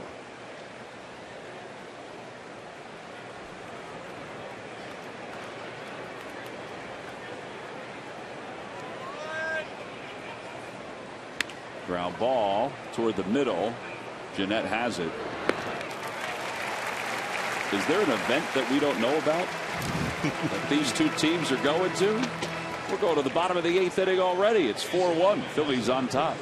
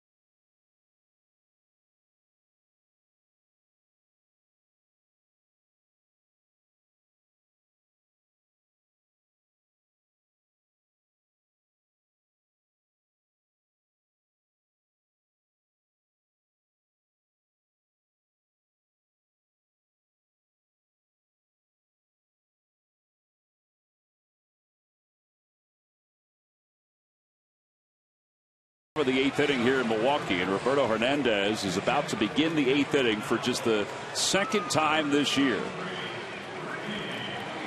Take a look at our Mazda leaders. Since the 3rd of June, the Phillies bullpen is second only to the Padres in the National League with a 2.35 ERA. Those two guys right there are a big reason why. Particularly Kenny Giles, the nearest to us. But tonight it's been all Roberto Hernandez. 71 pitches so far. 7 innings, 3 hits, 3 strikeouts. Been remarkable.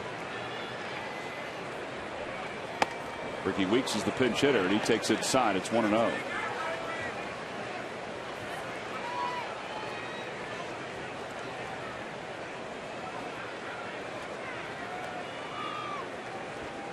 Kyle Loesch's night is done after 8 innings. He wasn't bad. He scattered 7 hits and 4 runs.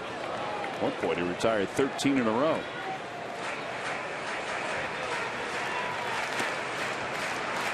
Rob Wooten. Saw him in game 1, warming up here in game 3.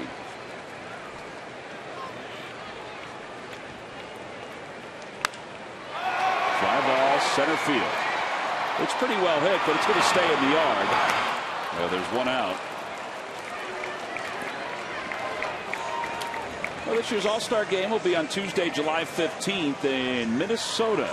You can watch the National League take on the American League. And that game and all the action will be on Fox.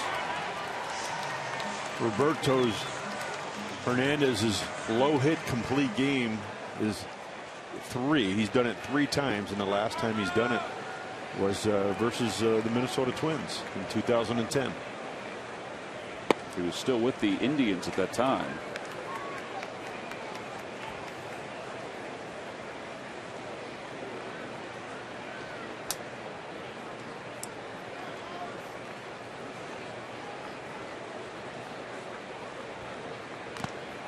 That one got a piece of the home plate umpire, Jeff Kellogg.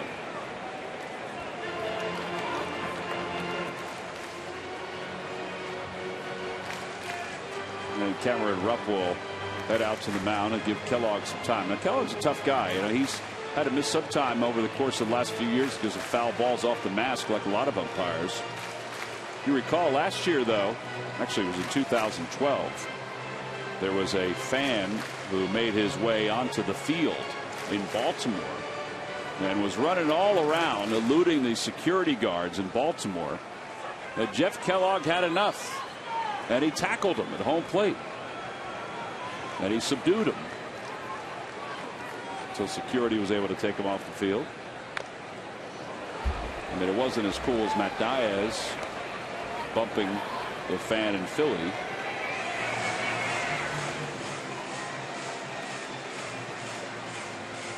Took matters into his own hands. Slowing down his game. If you recall, the fan in Baltimore, he was running around all over the place. Another foul ball, and it remains 1-2.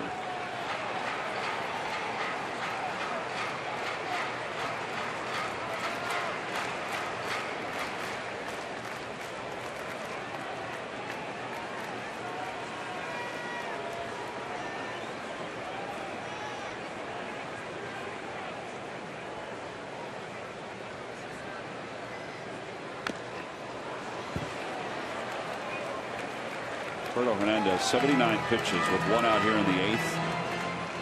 3 innings on the 4th. I know we keep going back to the game on July 4th. 3 innings on the 4th. 75 pitches. Quite a difference when you have it versus when you don't have it. I like seeing it when he has it. This has been the best we've seen him. I recall in spring training, again it was spring training, but I recall a game in spring training where he had this kind of stuff, but we only saw him for 3 or 4 innings.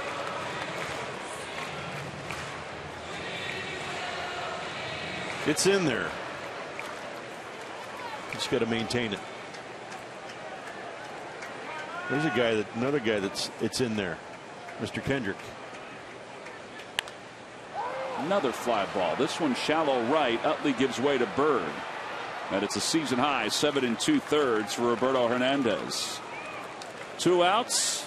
Murph, it's going fast, so we're going to hand it right over to you for the Major League Notebook. All right, yeah, let's get it done. They've been brought to you by Gwinnett Mercy University. And the big story in baseball today, Yankees rookie superstar Masahiro Tanaka has been placed on the DL with elbow inflammation. He complained of soreness after his last start. Tanaka, of course, was selected to the All-Star game, but he will not participate. He is 12-4 in the season, but just 1-3 in his last 4 starts. And also, the Red Sox making news today. Their veteran catcher, A.J. Pierzynski, has been designated for assignment. He has been struggling most of this season, batting just .254, and management said it was time where the Red Sox are in the standings, 10.5 games out. They just decided it was time to see some of the young guys be brought up, so they have designated Pierzynski for assignment. Guys? He has 10 days to clear waivers unless there could be a trade made. They brought up Christian Vasquez, who will take Pierzynski's spot on the roster. 1-year contract, $8.25 million for A.J. Pierzynski this year.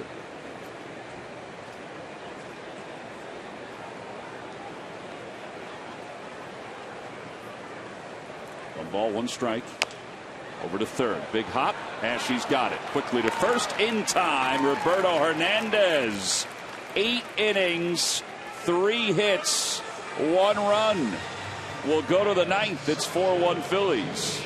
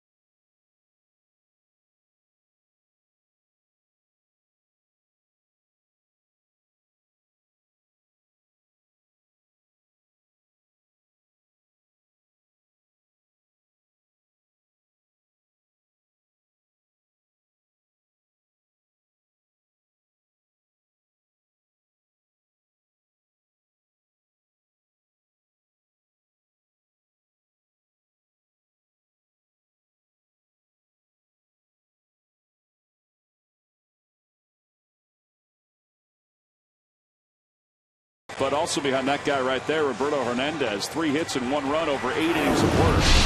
And speaking of the offense, it's time now for our WVation deliveries of the game. Phillies have gone yard twice in this ball game. Yeah, here Chase Utley gets a fastball, middle in, hits a line drive over the right field wall for the first run of the game, put the Phillies up. And then here in the 6th inning, Jimmy Rollins gets a curveball mid-thigh down the middle and deposits it into the bullpen for the 4th run of the game for the Phillies to put them up 4-1. And that's where the game stands right now, going into the the top of the 9th inning. And Roberto Hernandez, well, I don't know what they're going to do with him in the 9th inning. You know, it is a safe situation. Papelbon has the glove on, is throwing in the bullpen. Rob Wooten will take over for the Brewers here in the top of the 9th. So the Phillies have scored a run in the 1st, 2 in the 6th, and then 1 in the 7th. Brewers athletic trainer was working on Jeff Kellogg's ear in between innings. That's where the foul ball got him in the last half inning. They were trying to stop the edge of that from bleeding. Marlon Byrd will lead it off against Wooten, who's on for Kyle Loesch. The first pitch is fouled, and it's 0-1. Seen a lot of teams on this road trip starting Marlon Byrd off with a first pitch curveball. Whether there's runners in scoring position or not.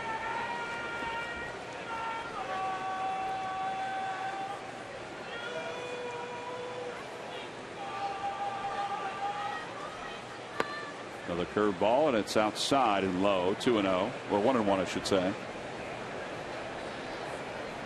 It tells me they think he's an ambusher. He's a guy that's going to swing at the first pitch fastball. It's not an odd thought.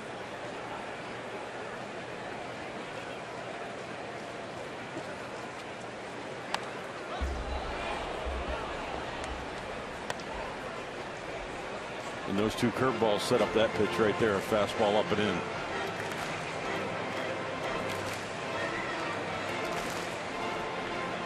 One ball, 2 strikes. Hey, Murph, the bottom of the 8th inning got over pretty quick. I don't know if you finished the rest of your notebook or not. There was another note on there. Well, we did add one additional note, and that was dinner reservations at 9:30. I mean, why not, right? We can do it. Let's go. You better be quiet about that. Nobody wants anything to go any longer than it needs to. Well, that's true. I probably shouldn't have put it on the notebook then. Down and away, 2 balls and 2 strikes. Phillies have played a lot of long games this year, particularly because they've given up a lot of runs. But both starting pitchers tonight were very good. Papelbon's warming up, so I would think Hernandez is done. Outside, and it's 3 balls and 2 strikes to Bird. You know, Tom, talking about length of games, Ryne Sandberg was actually asked about that today because, you know, the last 2 games prior to this one have been exceedingly long, and he was asked why he thought that. He said for him it's one thing and one thing only, and that is pitching, and the lack of command from starting pitchers just allows, you know, a lot of deep counts, and it's just all over baseball right now. I mean, that's what he brings. I think he's right on that. I think it's not the Phillies alone. There are other teams. No. There's been a bunch of teams in the East that have played extended ball games. By the way, I think Bob McClure just told Roberto Hernandez, Murph, that he was done. I don't think Roberto was all too pleased about it. I think Roberto really wants to get out there and try to finish this ball game. I'm thinking, you know what, he's worked this hard to get to here. Give him that opportunity. And, you know, Pap's been up, what, 2 days in a row? Mm-hmm. Be awesome if they needed him again tomorrow, and he'd be available. And right now, you know, they don't necessarily need him. And you got some other fresh arms out there. You know, no disrespect to Jonathan, but Roberto's done a great job tonight. He's got his pitch count down. I mean, this is a manager's dream right here. To have your starter go 8 innings and be at, what, 80? What do we got him at? 84 pitches? There's Davis over toward the line, and he makes the catch. Now, he still may go out. But with Papelbon warming up, you would think that he's not. Time now for our AT&T fan photo of the game. Now, this one comes from Philly C. Wood. First game and first hot dog. It has to be a Hatfield Dollar Dog Night. There's Dominic Brown with 2 outs. Brown is 0 for 3, a strikeout, a ground out, a fly out. 1 ball, no strikes.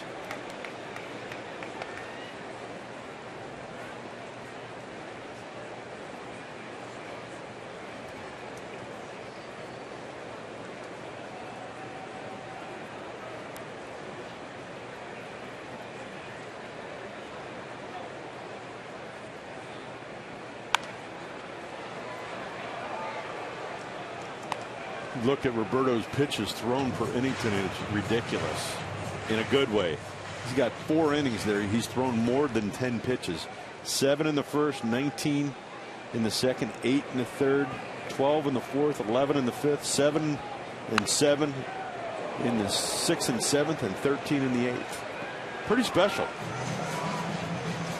This is one of those games that you savor.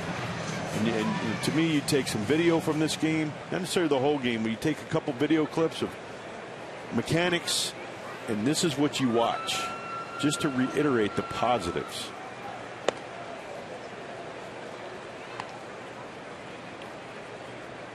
Yeah, the discussion after this about what was right compared to his last outing where everything was wrong. Right. And to me, like I said this, I think this back in Atlanta, we had this conversation.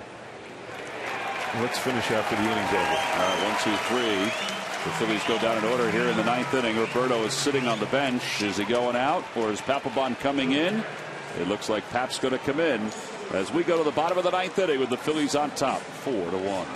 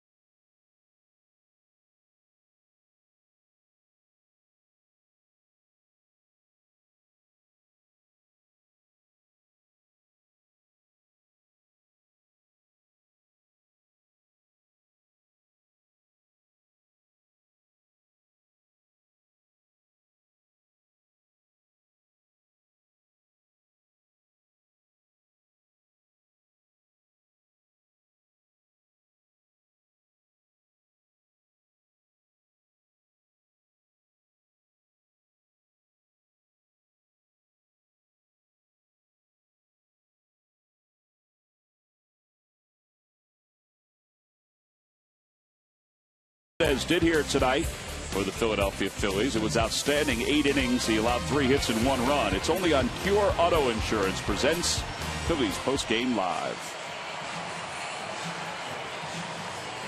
4-1. Phillies on top as we go to the bottom of the 9th inning. And the Phillies closer, Jonathan Papelbon, is on to try to secure this one for a guy that he calls Rubber Toe, Andres Blanco, and this has been the case recently, is on to play third base for the Phils. Papelbon 2-1, an ERA of 1.27, 21 saves.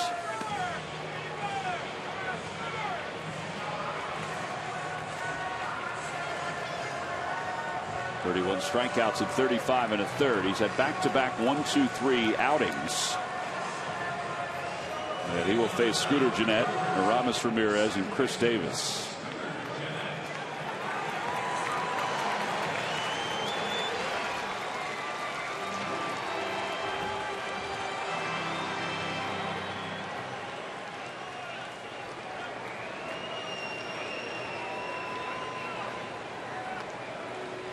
Papelbon dusting off the mound, and now Brian O'Nora is going to take a look at the baseball.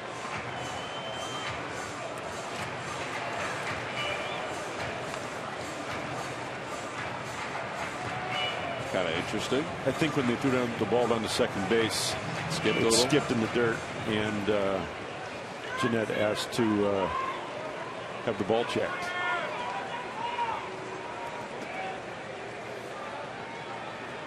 I think Pap apologized to Brian O'Nora for throwing it a little short to him. First pitch is over. It's 0-1. Papelbon, of course, had a drought of save situations.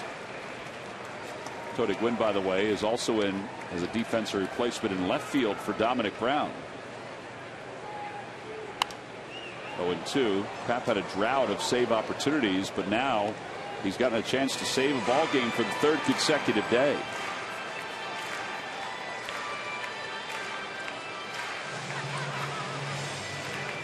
No balls and 2 strikes to Gennett.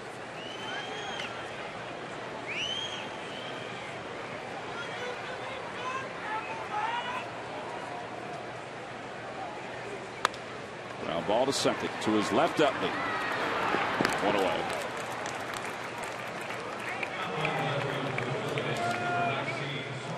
Roberto Hernandez retired the last 10 batters that he faced. He didn't allow a hit since the 4th inning. And now Papelbon gets the ground ball to second. And Aramis Ramirez 1 for 3. He reached on an infield hit. He popped out.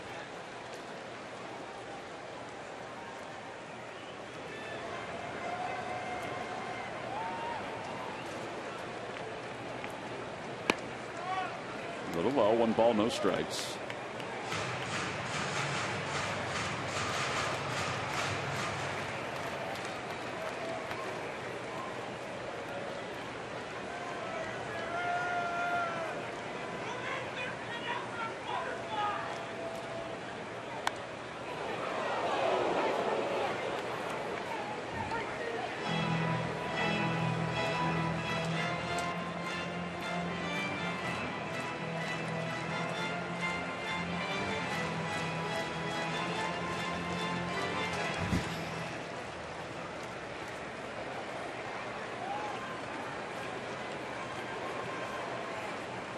Here's the 1 ball, 1 strike pitch to Ramirez.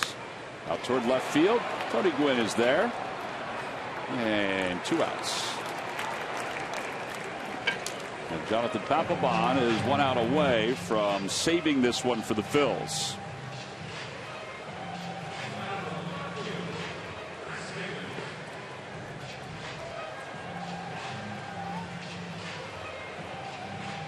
And Chris Davis 0 for 3. Well, this has been a clinic here tonight for the Phillies pitchers. Roberto Hernandez, and now the first 2 batters retired quickly by Jonathan Papelbon.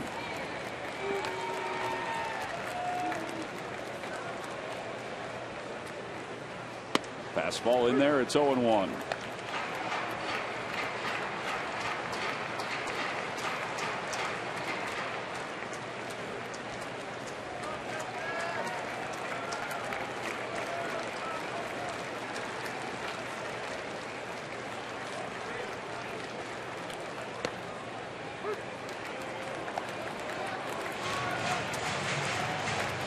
Hernandez tonight had 9 flyouts, 12 groundouts, 3 strikeouts, and 21 hitters with 3 pitches or less. Well, I guess that's the MO of the Brewers. We've been talking about that in the 4 games or 6 games that we've seen between these 2 teams. Swing and a miss. He got him. An easy save for Jonathan Papelbon as the Phillies have won 3 consecutive ball games, and Papelbon has 3 straight 1-2-3 inning saves. And the Phillies win it tonight 4-1 over the Brewers behind Roberto Hernandez and the long ball for the Phils. Well, this was as dominant a night for Phillies pitching as we have seen in quite some time. Jimmy Rollins' 2-run home run broke a 1-1 tie that gave the Phils the lead. Then they tacked on 1 more, and a base hit by Cameron Rupp. The scoring started with Chase Utley's solo home run in the 1st inning. And the Phillies have taken the first 3 from the Milwaukee Brewers, and it was all behind the big right-hander who, man, needed a good outing tonight, and he gave